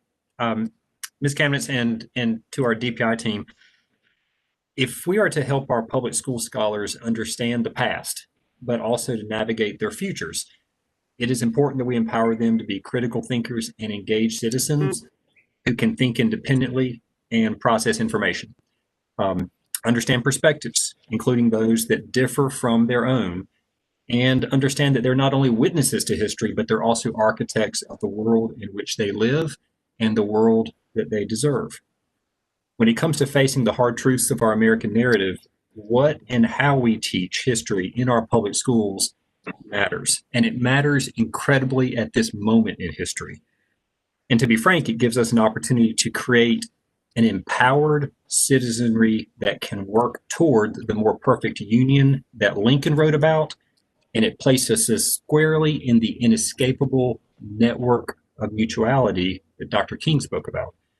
So I could not be more grateful for the leadership of Chair Davis and the board, everyone at DPI and the curriculum teams who have brought us these history standards, who have taken the necessary time to bring us a set of standards to help us create empowered scholars for the world that they deserve. And so please accept my greatest thanks. When I think about 2021 and the years ahead, this brings me optimism and hope. Thank you so much. Thank you, Mr. Bristow-Smith. I understand Ms. White has a question or comment. Thank you, Ms. Kamnitz. So an enormous amount of work has been put into working on these standards, and occasionally I have found myself with pause in previous development of standards with a problem with the process, and that is not the case.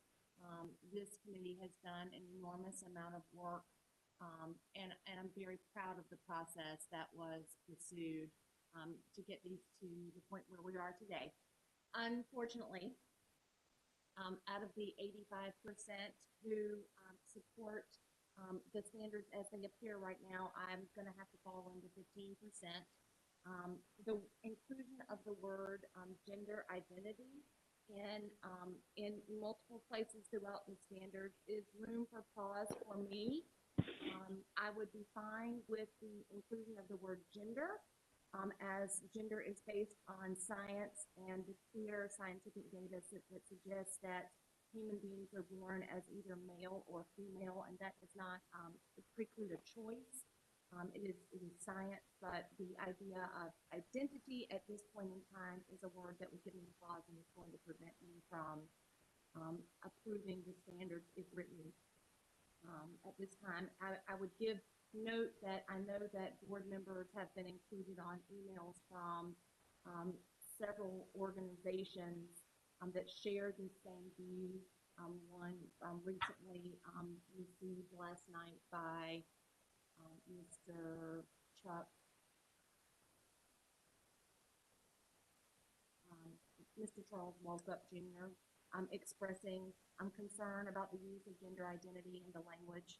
I share those views, pointing to the idea that it's a choice, not race is not a choice, gender is not a choice, individual academic ability or intellectual ability is not a choice.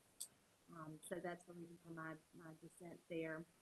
As well, particularly in 8th grade, but could be extrapolated to American history, I'm very supportive of the inclusive language about giving a very robust and inclusionary picture of the development of our nation, including the egregious and aggravated practices of slavery and many of the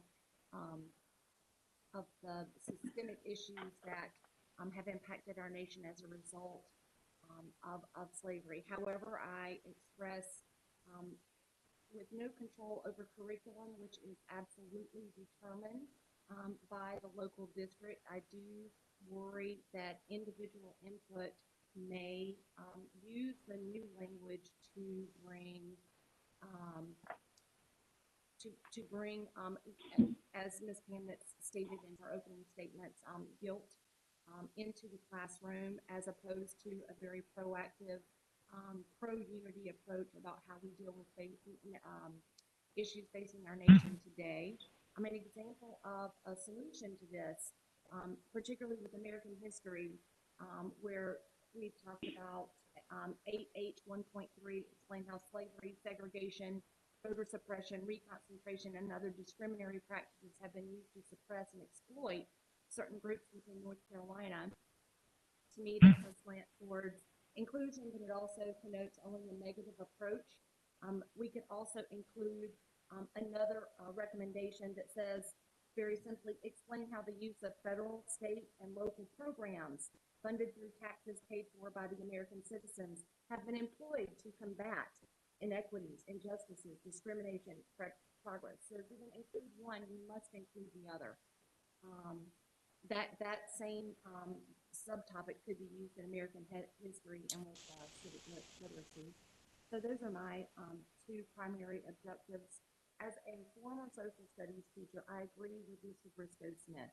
It is important that we offer our students today a full and complete picture of the development of our nation. There is not one part of that discussion that I don't agree with. I do agree. I do want to make sure that at this point for the students of today, that they don't feel a sense of blame for activities that were conducted by our ancestors. Their role is to be the best students, American and North Carolina citizens that they can be today, and they alone are in control of the actions that they will make as future law and policymakers in the United States of America.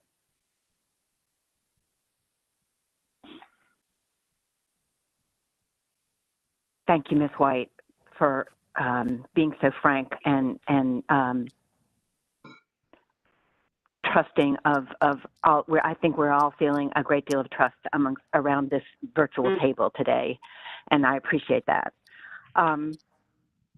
Any other board member? Dr. Truitt, I don't want to put you on the spot, but if you have any comments to share, we'd all be happy to hear from you. Thank you, Ms. Kamnitz. I would like to comment.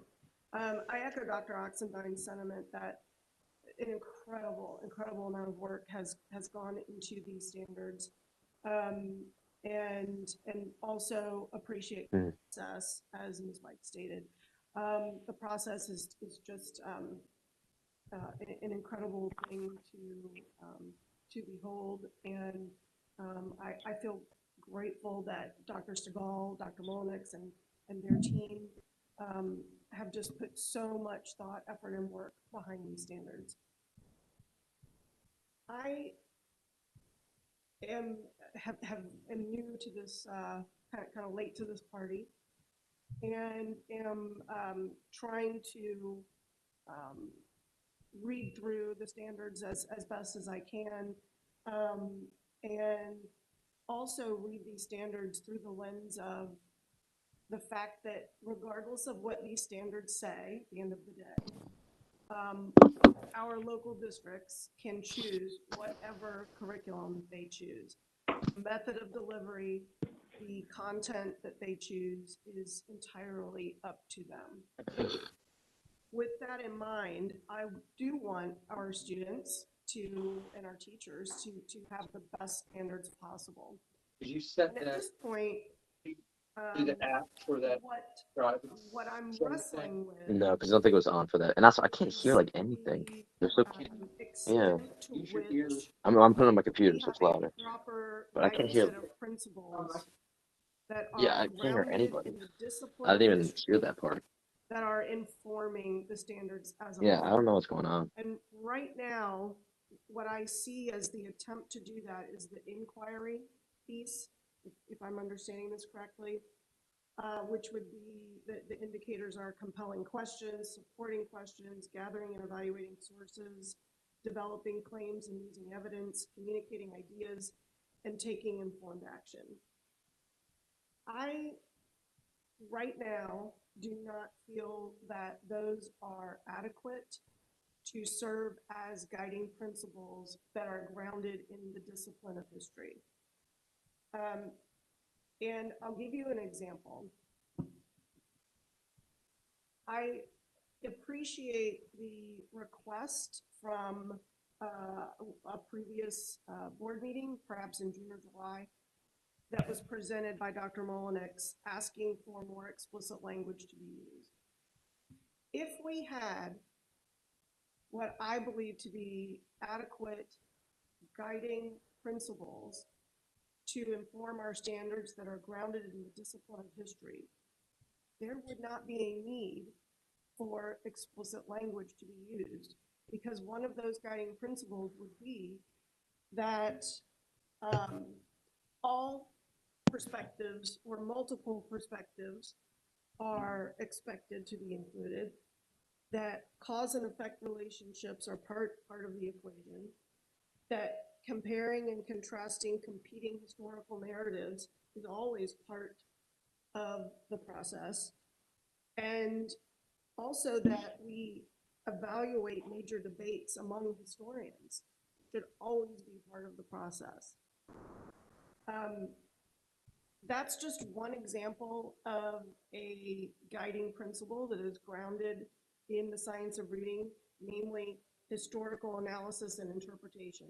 So for example, compelling questions, supporting questions, gathering and evaluating sources, those are not necessarily specific to the discipline of history, the same way that chronological thinking and what that means and how that informs standards is specific to the discipline of history. Another example would be historical analysis and interpretation, which is the example that I just shared. And so with that, I'm going to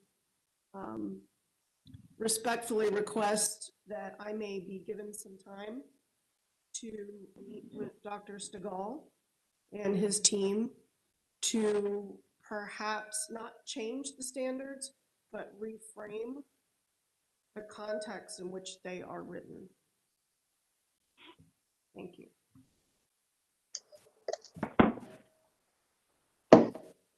Thank you, Dr. Truitt. Ms. I think we all Kamnitz. recognize that this is your very first week on the job, and certainly taking the time this month to work with Ms. the staff Kamnitz. to fine tune. Ms. Kamnitz. Ms. Kamnitz. We Ms. really look Kamnitz. forward to seeing what this looks like after you've had some time to look at it. Is there anyone else who has a question or concern? This is Mariah Morris, and I have a comment. Go ahead, Ms. Morris. And I'm going to be speaking from a classroom teacher's perspective, educator on the ground working with students.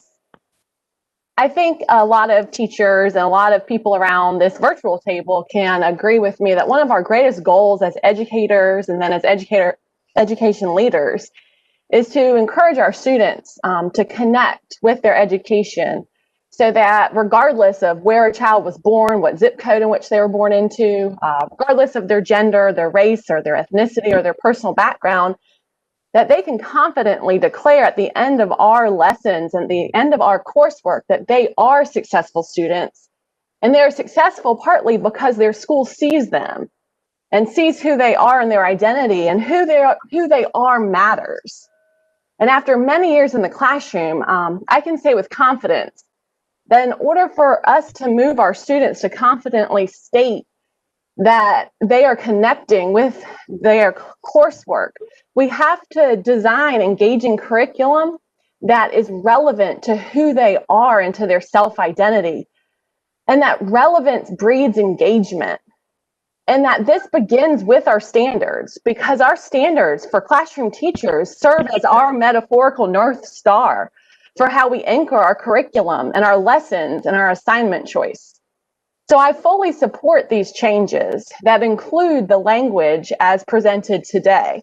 And I commend DPI's diligent efforts to hear our concerns and to also bring North Carolina teachers to the table to make these standards come to life for our future students. I believe that these standards serve to anchor our students' lived experiences in the objectives that are based off of historical truths of our state and our nation. I think that when we have these hard conversations, it's not about are we bringing blame or shame, because that's centering on one group's perspective. We have to center on all of our students' perspectives. And we have to understand that by having honest conversations, our students will hear us and know what we're doing, and they will respect us for that, because they will see that we are making this relevant to who they are as human beings. And we have to understand that whether we agree or disagree with a student's identity is not the place to act that out in a standard. We have to understand that our students are coming to us with all sorts of identities, and we have to validate and lift them up, and we have to tell them that they matter, because they are our student and they are a citizen of our country, and we want to build them up in our standards. So I really respect these standards, and I thank you. Ms. Kamnitz, this is Thank you, Ms. Morris.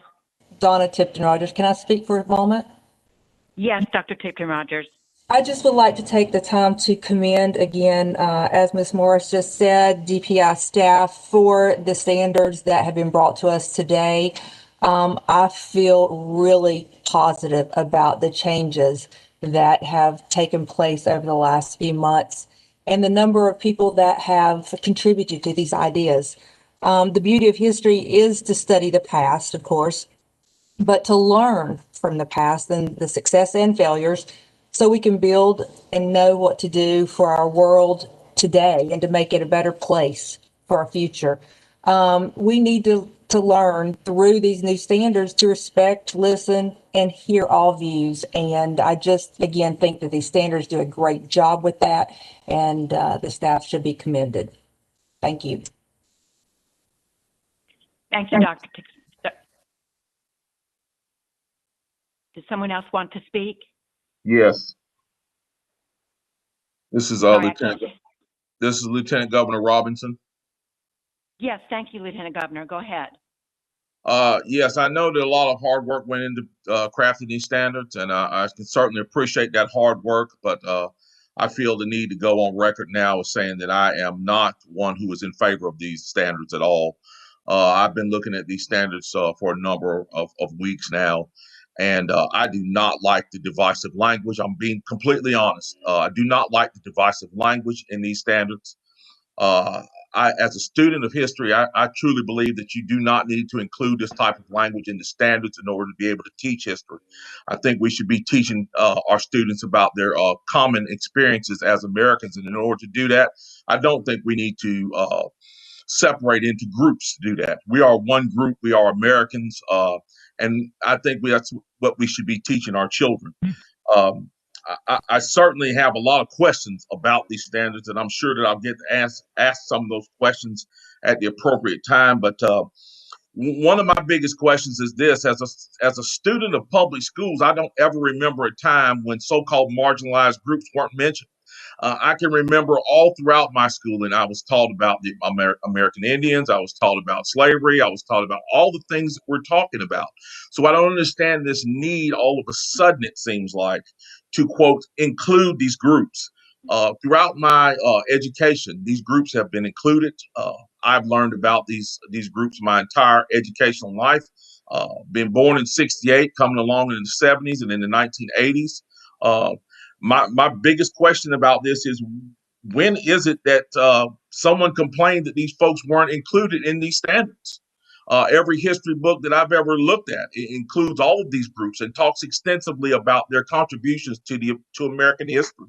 So again, my major complaint is that I think that a lot, and I'm being honest here, I think a lot of this is being done for political purposes, and I simply do not like it. And I want to go on record as saying that I'm completely against these standards as they are written now. I think this divisive language should be removed from these standards. And I know I'm probably in the minority when I say that, but I certainly would like to voice my concerns. And as we continue to talk about these standards, I'll certainly continue to raise those questions and concerns even more, and would appreciate feedback on those comments as well. So again, I just want to go on record as saying I am not for these standards as written currently. Thank you, Lieutenant Governor. Ms. Kamnitz, this is Olivia. Yes. Go ahead, Dr. Oxendine. It's difficult work to create curricula. It is hard work, and it's time consuming, to say the least.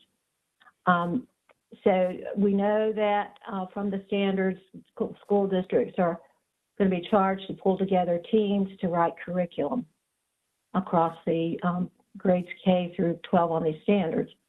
What I would like to see, and I'm sitting here thinking, because I have designed curricula, I teach a graduate level course at Pembroke.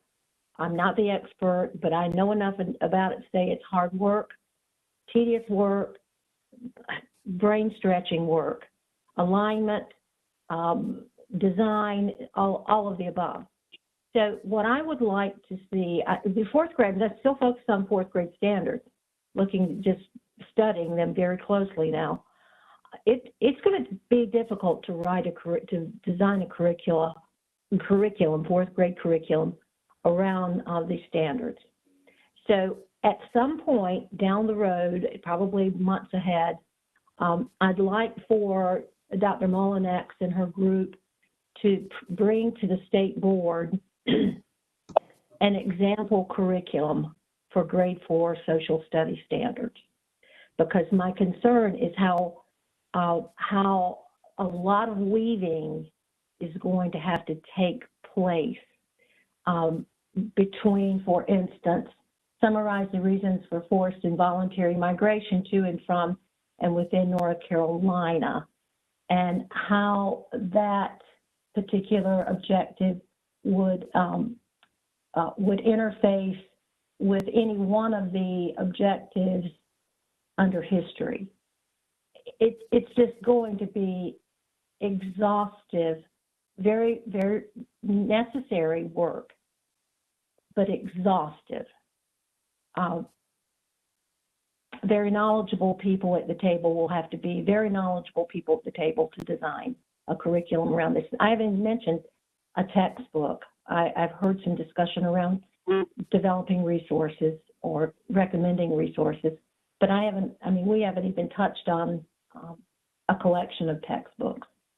So bottom line, I would just like for the department to begin working with a few districts as districts begin to get around the table and design curriculum and bring, it doesn't have to be a completed curriculum, it can just need to be a draft so that we can begin to see how this is unfolding in reality. Thank you.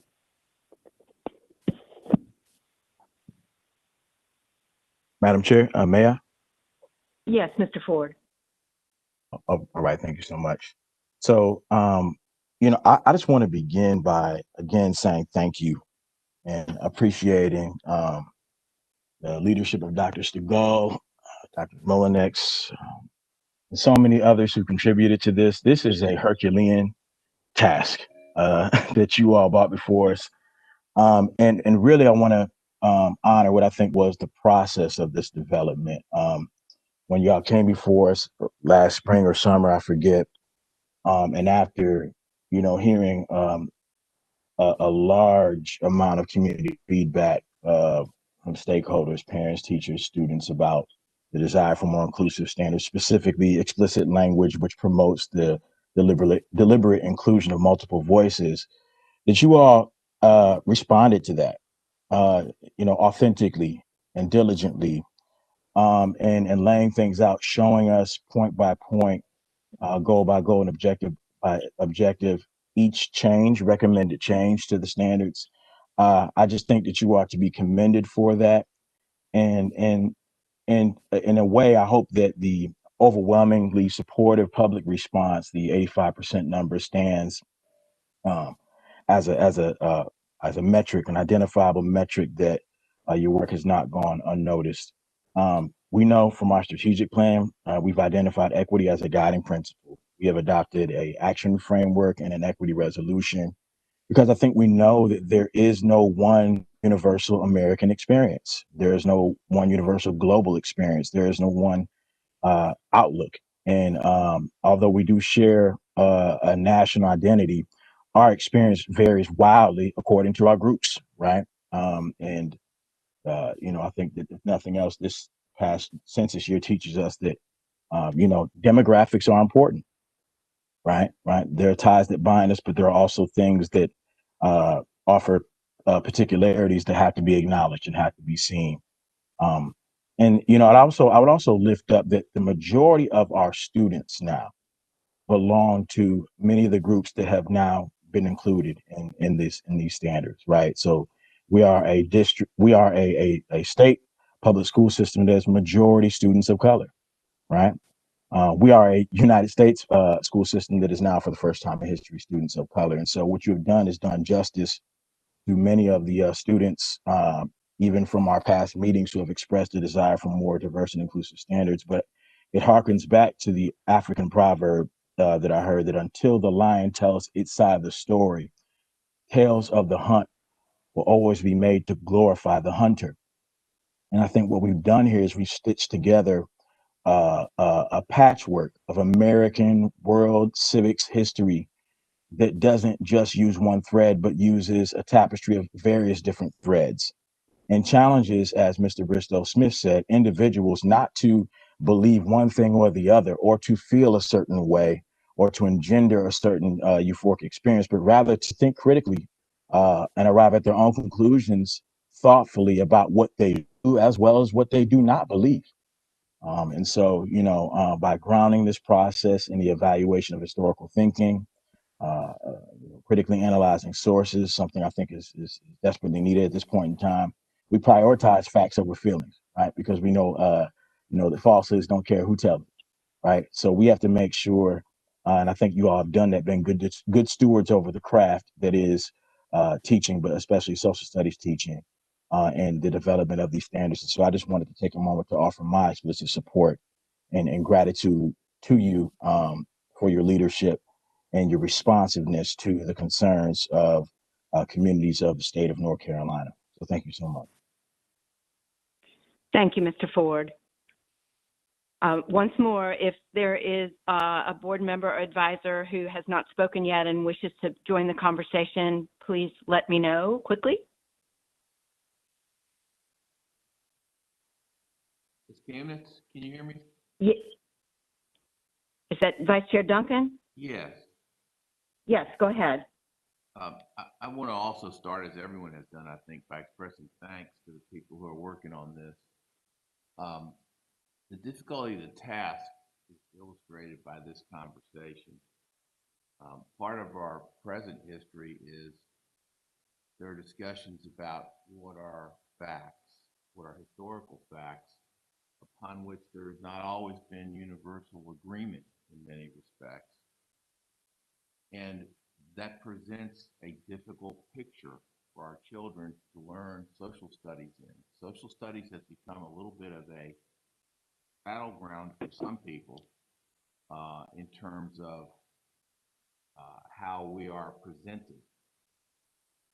And yet, it's incredibly critical that all of our children are well educated in this area so that they can grow up to be thoughtful, conscientious, productive, and gracious and kindly citizens in a world that needs all of those things.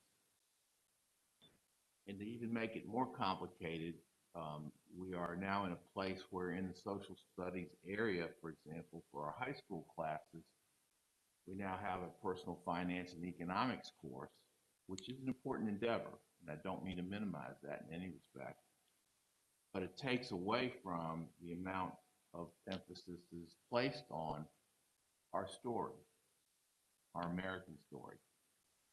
Our history, our world history story is important, and we can't know our American story without fitting it into the context of our world history. But for this country right now, working through our story, what that story is important. And the way that we can present it to our children is complex. I'll give what I think is a simple example, but there are innumerable examples of this. Thomas Jefferson, by way of example, is a revered person in our history. He was a president of the United States. He wrote the Declaration of Independence. He was unquestionably a brilliant man, an incredibly important leader to the colonial times in our country. And so his accomplishments are many, and rightfully they are taught about. He's also a leader in education in our field and is frequently referred to as such. Yet this is also a man who was a significant slaveholder based on the economy of his time. He had sexual relations with a woman that he owned, who was 14 years of age or less. And he, as an education leader, made it a rule that none of his slaves who he owned were to be educated, because that would cause them likely to want freedom. Now, think about digesting all of that as an adult and put that in some kind of framework. That's this very important figure in our history who wrote that all people are created equal. And then think about trying to teach that in a meaningful way, to place that in context in our history, in the minds of our children. And then think about our teachers who are going to be, and our educators who are going to be trying to do that in a time when there's great sensitivity about how things may be taught. And they are in that real world, and we I think, need to help them with standards. So I think many of these comments have illustrated the difficulty, and I'm trying to add to that by suggesting that we need to find a way to focus on all aspects in our history, good, bad, and sometimes indifferent, and to find a way to convey them in a meaningful way to our students, to help our students as best we possibly can, provide additional support and information, cause them, first of all, to be interested in the history of our country, become devoted to it, good, bad, and indifferent, to learn from it so that they become motivated citizens who are a part of the ongoing fabric of our history as we go forward. And I regret that we really only have one course to do that in high school at this point in time. And I think this discussion illustrates the inadequacy of that fact, of that one course, and how important it is to be able to have sufficient time to work through these extraordinarily difficult concepts that consume the entirety of our history from the moment we think of our history starting in 1607, but is well after the history of this country started and overlooks the displacement of our Native American citizens who were here first. And one can even go further back than 1607 and make these kinds of comments, obviously. So the complexities are rich. The need to take into account many, many different things that have occurred throughout our history and are still occurring are important. And I'll give one last example, directly relevant to our schools. When I started in Guilford County on the Board of Education, there were statistically 0% Hispanic students in our district. That number is close to 20% of our students at this point in time. That's a demographic change of huge proportion in a 20-year period. That happened because of changing demographics, migration patterns, kinds of issues like that that are complicated but are extraordinarily relevant to our world today and will be extraordinarily relevant to our world as we go forward.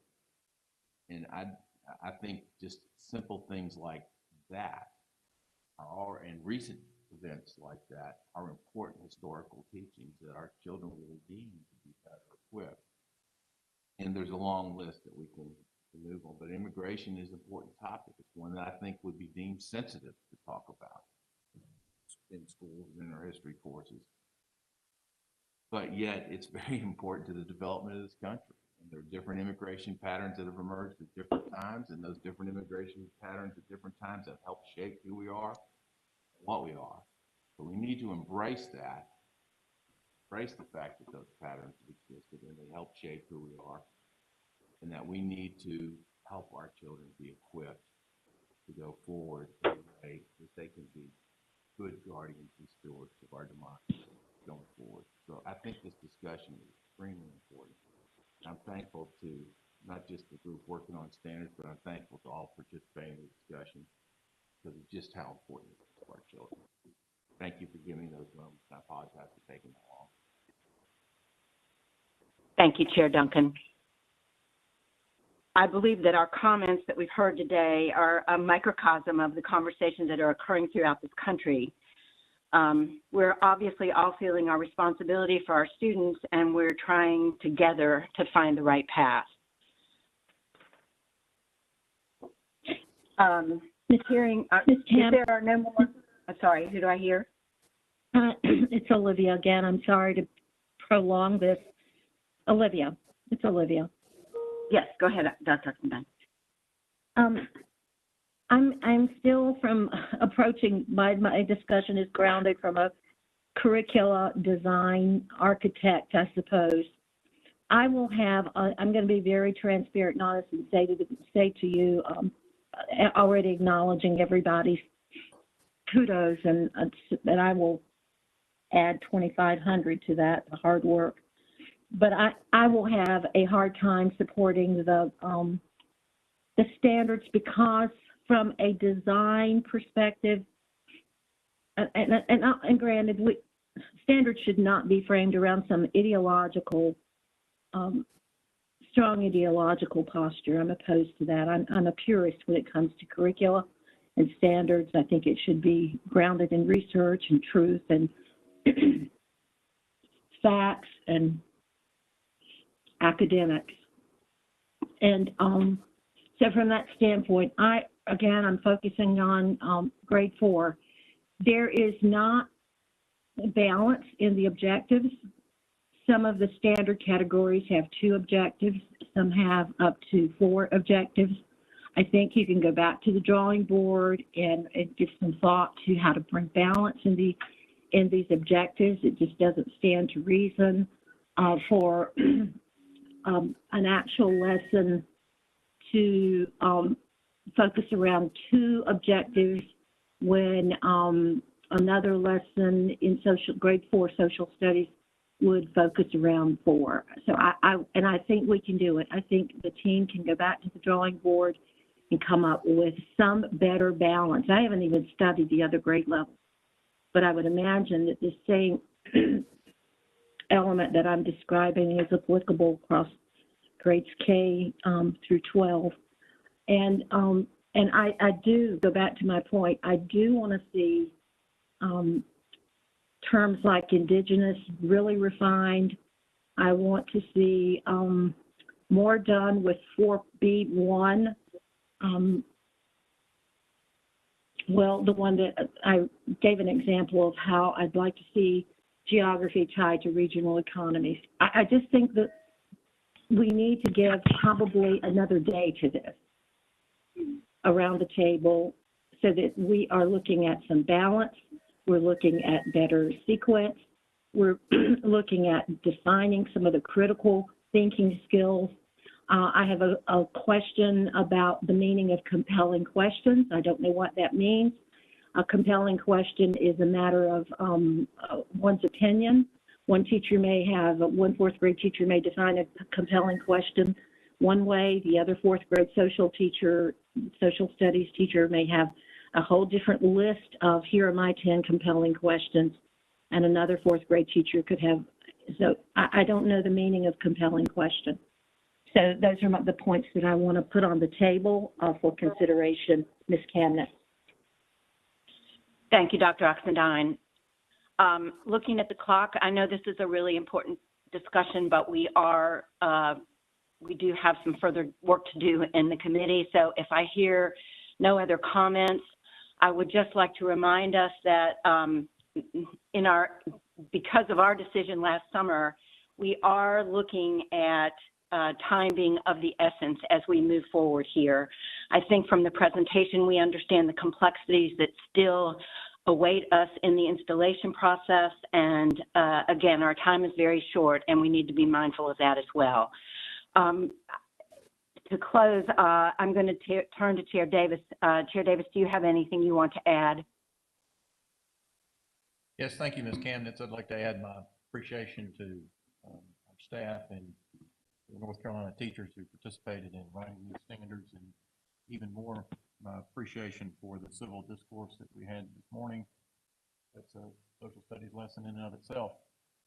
I also feel that social studies is unique among the standards that we are tasked with proving, in that they're our shared history, and yet we don't share the same history. And therein lies the opportunity before us to help our students understand and appreciate the differences and the similarities. I recall from our July meeting the 3 objectives that our staff has so thoroughly responded to in this presentation, but there was a 4th objective, which was to, given our time constraints, to afford our new superintendent an opportunity to participate in this most important decision that we have to make. conversations at length with Superintendent Truitt about this and feel it's important to afford her the opportunity, as she expressed in this meeting today, to work with her staff and perhaps bring back to us additional items for consideration before we approve these standards. Given the implementation constraints that Ms. Camden and Dr. Stegall outlined for us, we explored whether it was possible to delay the approval, and that's not practical. We need to move forward in February. So as a result, we should afford Superintendent Truitt this opportunity to work with her staff, and bring us ideas for consideration. But we need to make a decision in February. The compromise is that might require a special meeting sometime in the month of January, should the superintendent and her staff develop items for our consideration different than what's presented to us today, so that we can then make the decision in February. I think that's a reasonable compromise that affords an opportunity for continued dialogue and pursuit of our common objective of supporting our students. So with that, I just alert our board that there may be the potential for another conversation in January before we meet again in February. Back to you, Ms. Camden. Thank you, Chair Davis. I apologize. Obviously I'm having trouble with the audio.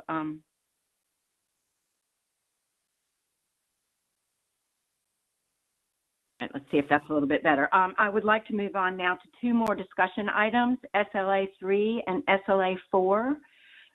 Ms. Thomas is going to be presenting these two items. One regards the North Carolina Occupational Course of Study Standards, and the second one is the Economic and Personal Finance Extended Content Standards. So, Ms. Thomas. Good afternoon, Chair Davis, Vice Chair Duncan, Superintendent Truitt, Lieutenant Governor Robson, and all board members. I am here and delighted to have two of our consultants for Exceptional Children Division with us today, as well as some practitioners out in the field to discuss this extremely long title, and yet two very important alignments to our current standard course of study courses that our exceptional children participate in as part of their instruction. I am going to take just a couple of minutes at the very beginning to do a very quick Special Education 101 Exceptional Children informational session, because I think that will help frame the request for these courses for all board members. I'm trying to take in mind that we know some have just come on board and are trying to get up to speed to a lot of our terminology and a lot of our practices. Dreamy McCoy is not with us today. She has had a death in her family, and so we sent her our best wishes. And instead, Beverly Colwell, who is our consultant for secondary education and transition, and Matthew Martinez, who is our consultant for significant disabilities, will be helping me with this presentation today. And they will in turn introduce our folks from the field who will give us those practical applications of how this will impact their work. Next slide.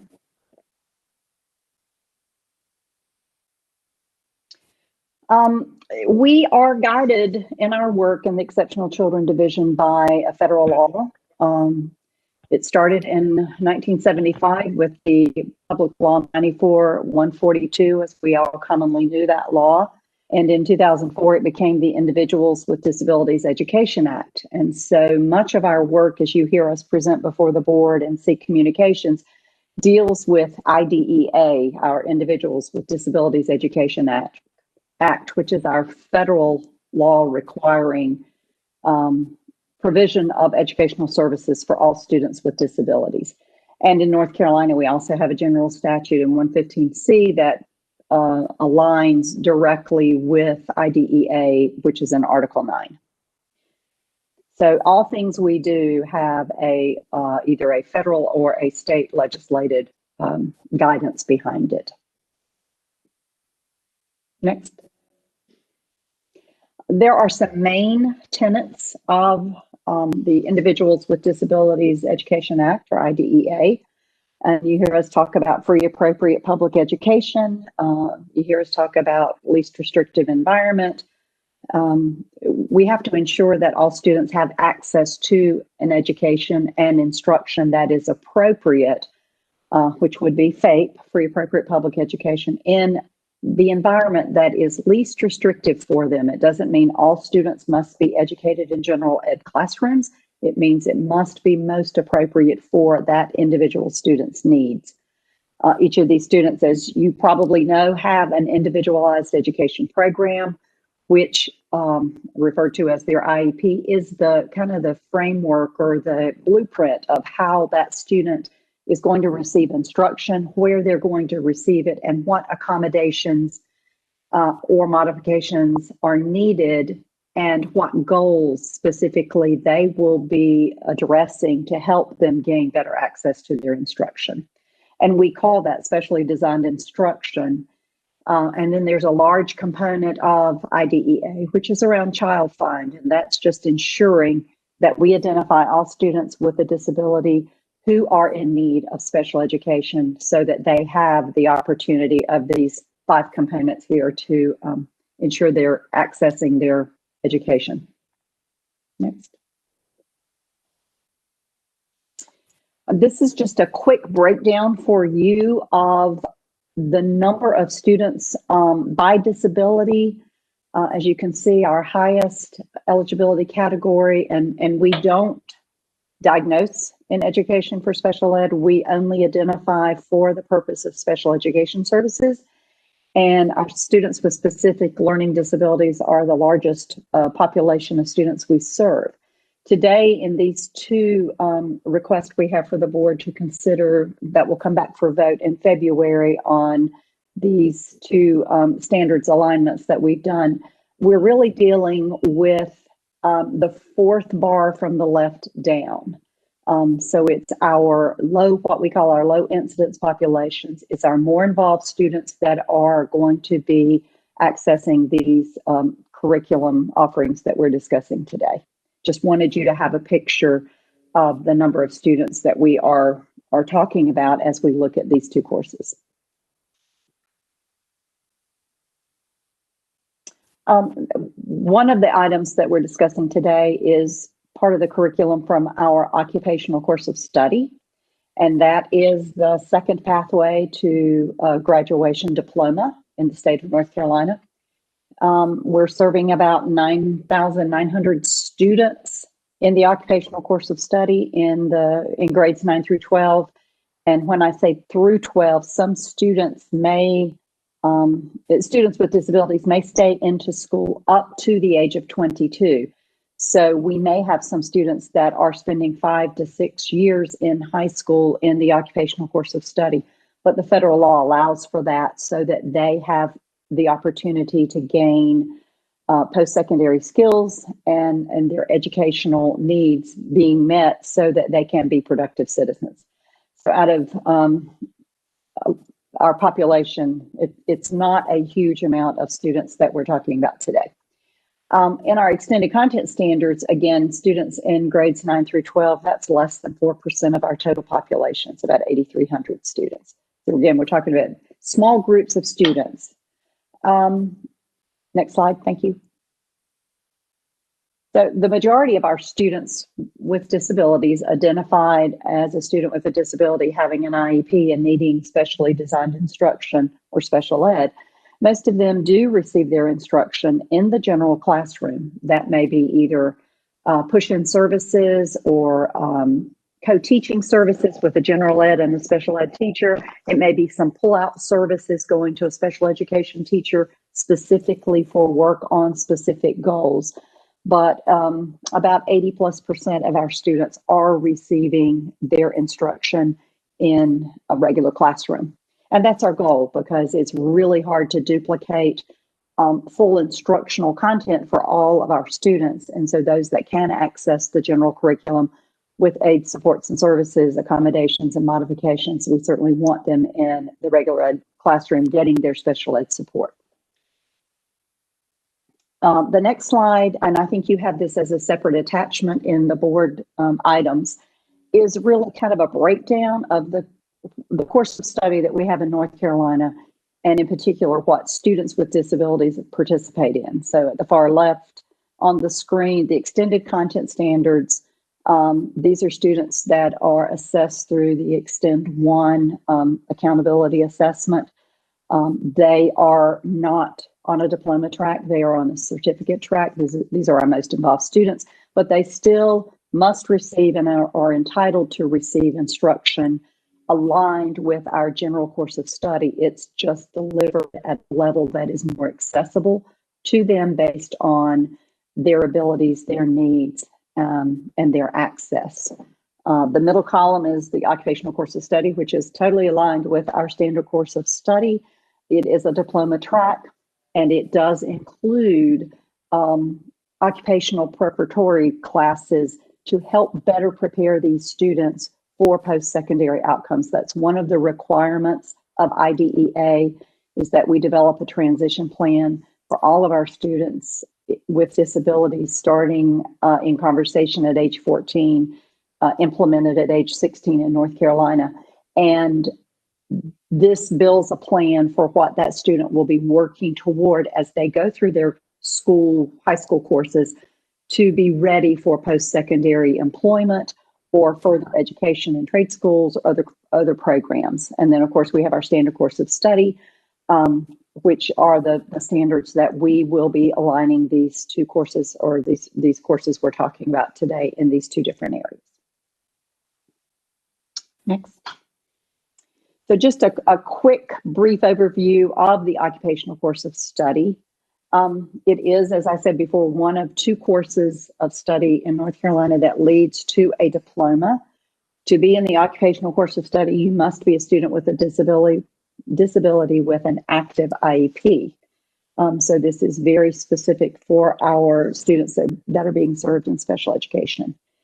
It is intended for students who are functioning significantly below age and grade level expectations, and that have a history of required support in these content courses, in communication and in adaptive skills throughout their educational career.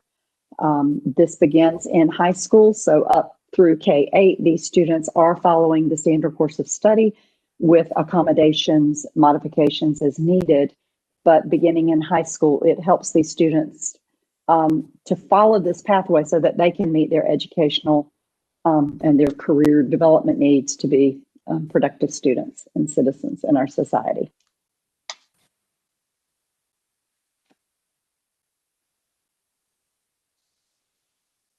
Again, it's designed to provide instruction in skills necessary to promote those positive school outcomes in the area of education, employment, and in independent living. And I mentioned that transition plan earlier, and that plan includes all of those things as we help prepare these students for post-secondary outcome.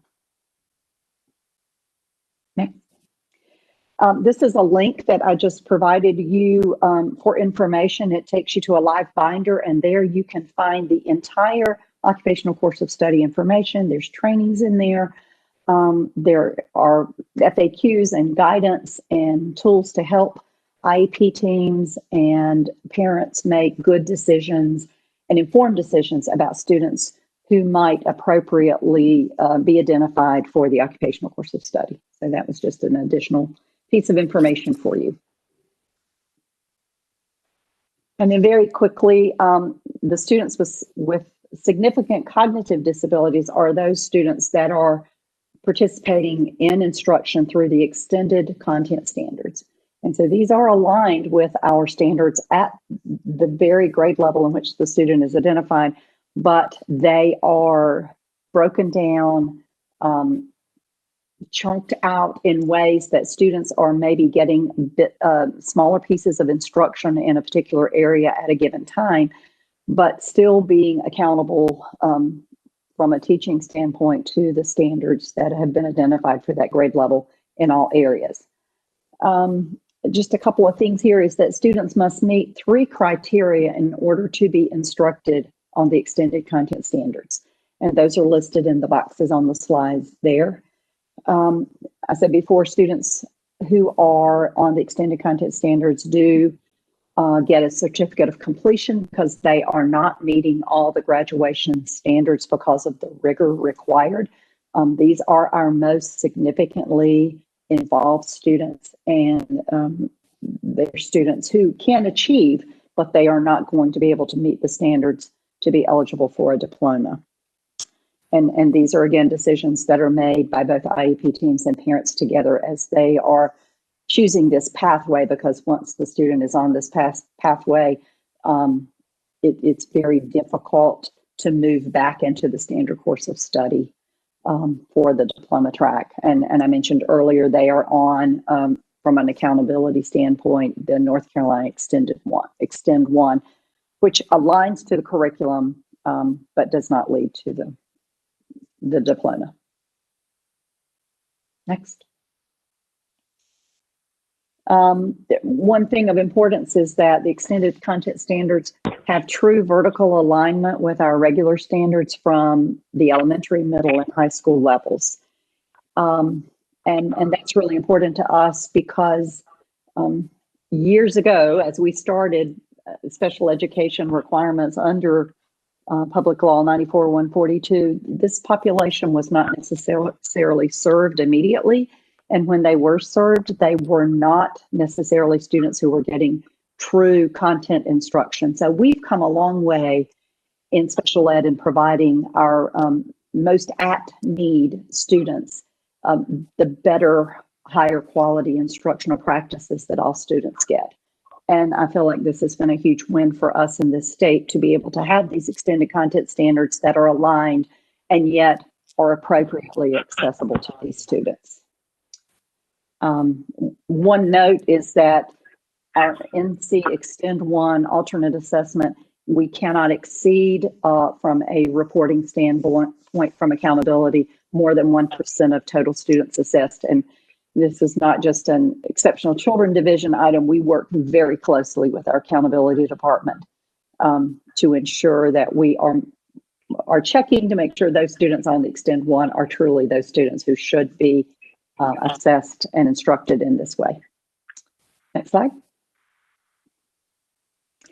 And as before, this is a live binder that you can find much more information on the extended content standards at your leisure, and hope you will find that information helpful. So I thank you for giving me a few minutes to kind of give you a quick and fast and furious Special Ed 101. I'd now like to turn it over to Beverly Colwell, who is going to walk us through the occupational course of study revision and update of the occupational preparation courses.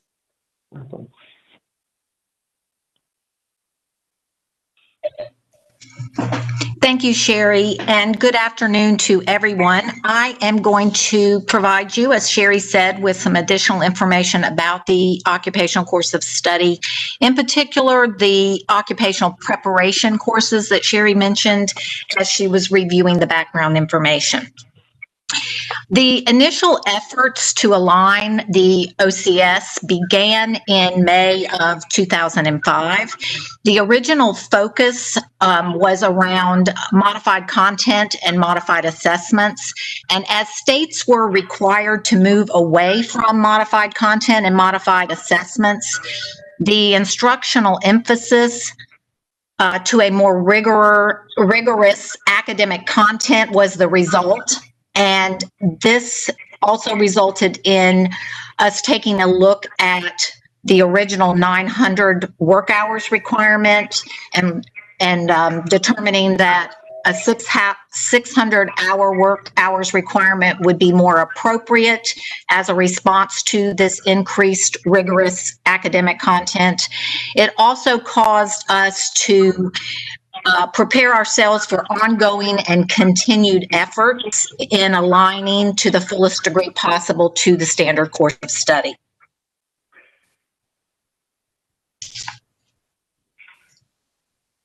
The 4 occupational preparation courses were reviewed and revised to reflect the proposed changes that focus on clarity of expectations in the following areas: the 6 employability skills, the career portfolio graduation requirement, person-driven planning strategies, and the work hours graduation requirement.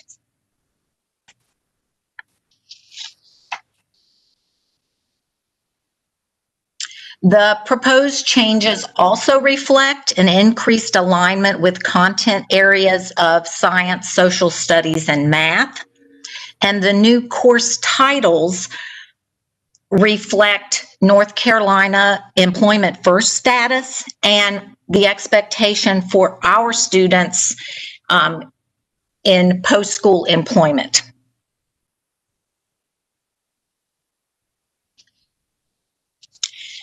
The instructional emphasis for the 4 courses will be placed on the application and the generalization of the skills to the post-school environments.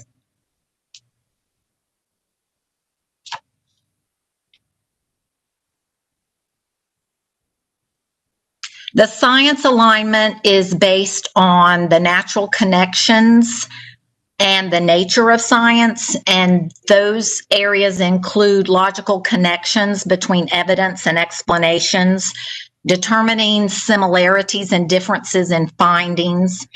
Also, the focus is on promoting the nature of science thinking, which includes logical connections between evidences and explanations, again, analyzing and interpreting data, and then looking at findings in terms of revising and reinterpreting based on new evidence that's made available, and then the collection of data that serves as a basis for answering questions. So it serves as evidence for answering questions.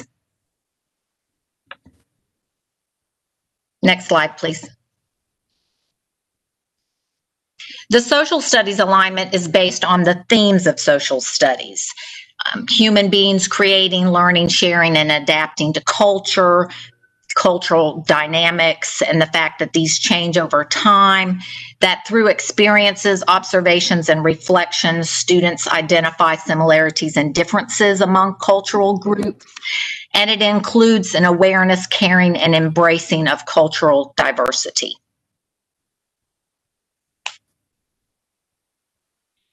The math alignment is based on college career readiness, mathematical practices. These are applied and integrated in the employment environment, and they support the development of independent living skills. So they may include things like problem solving, perseverance, reasoning abstractly and quantitatively, using tools appropriately, attending to precision, and just having a combination of procedure and understanding practices in place. In addition, the alignment includes components related to the predictors of post-school success. You'll note in the slide that one of those areas is occupational courses.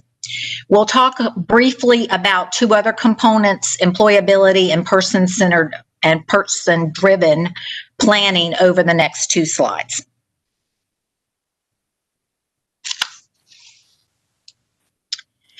This slide contains a little more information about the alignment with employment. It does include the 6 employability skills that have been adopted by the Career and Technical Education Division at DPI.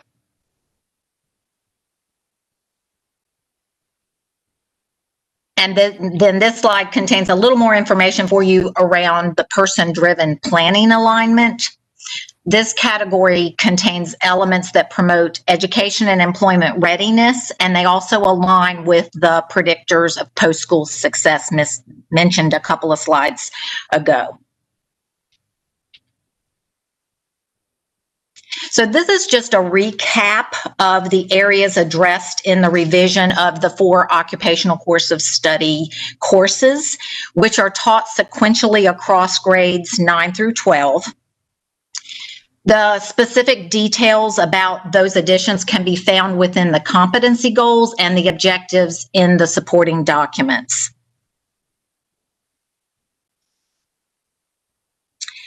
And then this shows a comparison of the standard course of study 22 credits and the OCS 22 credits required for graduation. You will notice that for the OCS, it does include the proposed OCS revised courses, the employment math, employment science, and employment citizenship.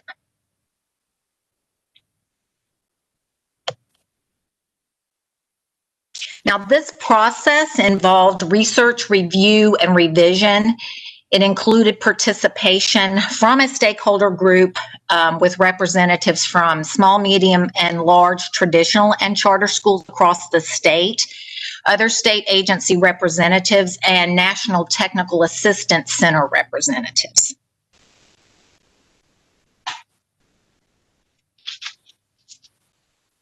And now I would like to introduce you to two of the stakeholders who are going to share a few words on why these proposed changes are important for North Carolina students and educators. So we will first hear from Ryan Rotundo from Buncombe County, and then from Sarah Self from Chatham County. So I thank you all, and I will now turn it over to Ryan Rotundo for a few words. All right, thank you so much, Beverly. And this might just serve as a quick test of the audio. I didn't have a chance to do that earlier. Can you hear me okay? Yes, we can hear you clearly. Yes. Great. Thank you so much. So first of all, I just want to say Happy New Year to all, and thank you so much for having me.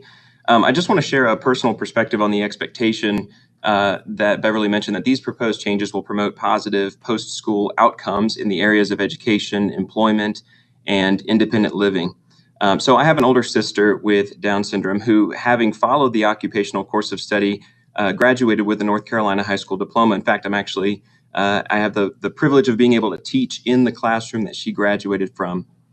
So I approach my role as a classroom teacher with the philosophy that I am to provide the quality of instruction and guidance that my family and I expected for my sister. Sort of that be the teacher that you needed or that she needed as a student. So throughout this process, as we looked at these standards, I thought retrospectively about the knowledge and skills my sister obtained through her academic experience following the occupational course of study. And I also reflected on ways that our family navigated existing trails, and in some cases had to blaze new ones to help my sister achieve her post-secondary education, employment, and independent living goals. So I often use sort of a simple analogy of a cell phone to explain quality of life for someone with an intellectual developmental disability. Our parents gave us, my sister and I, cell phones, flip phones, when we were in high school. For years, even after my sister graduated and lived independently, our family debated on whether or not my sister should have a smartphone. Would she be able to appropriately manage, quite literally, the world at her fingertips? After all, her flip phone did the job. It made calls. It offered her a certain level of independence. It helped her stay connected to people in a basic sense. However, her flip phone did not allow her to manage or view her bank account online. It didn't allow her to view or manage online bill pay.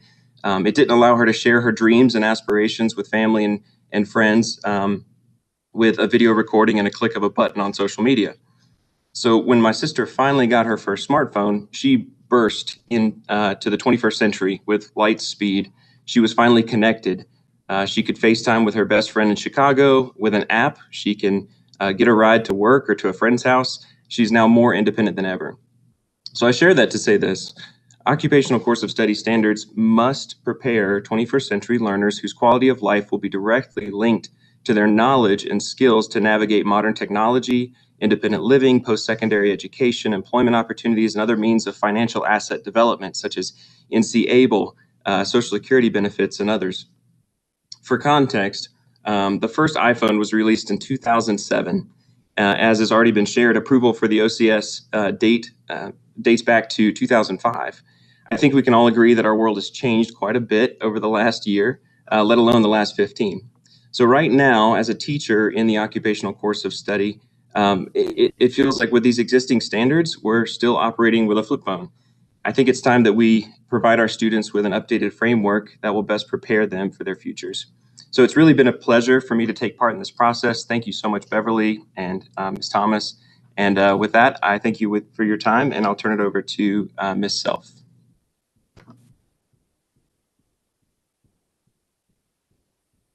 Thank you, Ryan. Can everyone hear me okay? Yes, we can hear you clearly. Okay, thank you.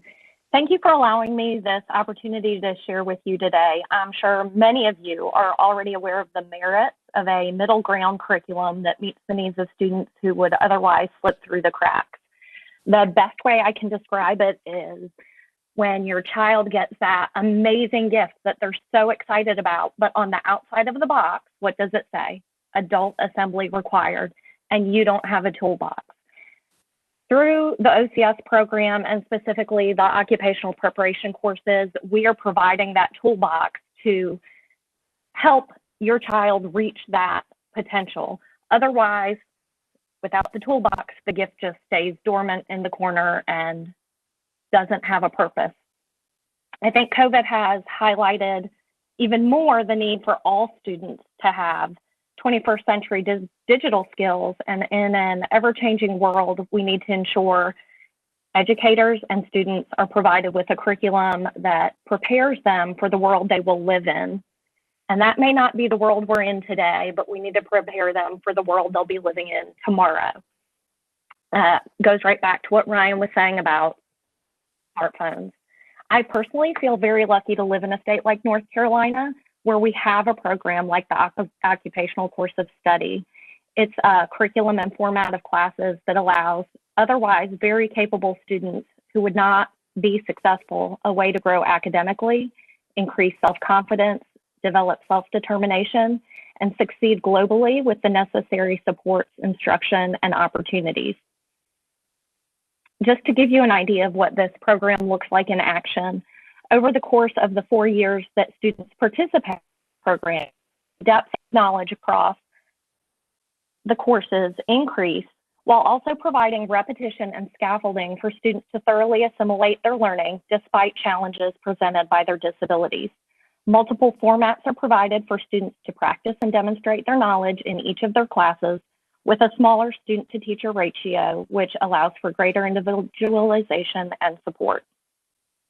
In addition to ensuring their academic success, OCS provides our students with instruction and experience necessary for them to obtain greater independence and self-sufficiency after graduation through the occupational preparation courses. It arms them with the knowledge of safety and awareness that are so needed in our current environment, so they won't be taken advantage of. Educates them in expectations and processes related to job seeking, interviewing, and on-the-job performance, which, if I'm speaking honestly, is something I wish I had had when I was in school, and provides them with on-the-job experience and connections within the community. Through participation in community work hours, our students and schools are building better, more involved relationships with community organizations and businesses that are mutually beneficial. Through our occupational preparation classes, beyond direct instruction, students begin with required work hours within the school, and then they progress to required unpaid community work hours. With support and instruction from school staff, students develop community relationships that later provide job opportunities and references as they seek paid employment. In addition to job preparation, students are provided with information and support in accessing post-secondary learning opportunities so they can continue to achieve their goals. With a greater focus on self-determination, including things like student-led IEP meetings, students are learning to self-advocate and build their own vision of what can be possible in their adult life. And with the right tools needed to succeed, that vision does not have to be limited. In my own experience with OCS, I had the opportunity to watch an incredibly shy student who was placed in one of our local preschools for her community work blossom, find something she really loved, graduated, and was offered a full-time job at that same preschool where she has been for 2 years, getting support to get the necessary credentials to continue in that line of work. I had another student with moderate autism accepted into the UNCG Beyond Academics program, which is similar to our occupational preparation classes and life skills classes, but at the college level. And through being able to join a university program, live on a university campus, he was able to join the university pet band with non-disabled peers, rented his own apartment with a roommate, and had supports for independent living and no longer needed to be reliant on his parents. And finally, another student who was angry at the world. I think it's something we've all seen. She was sure that she wasn't going to succeed at anything. Over the course of 4 years in OCS, she finally found success with the right support and tools, was placed in a retirement home for her community work, fell in love. She graduated from high school with her CNA and an offer to return to that retirement home for work. I think these courses have been designed to help students who otherwise couldn't live a full and more independent, successful adult life after high school, which is exactly what I think we want for all of our students. Thank you so much for your time today.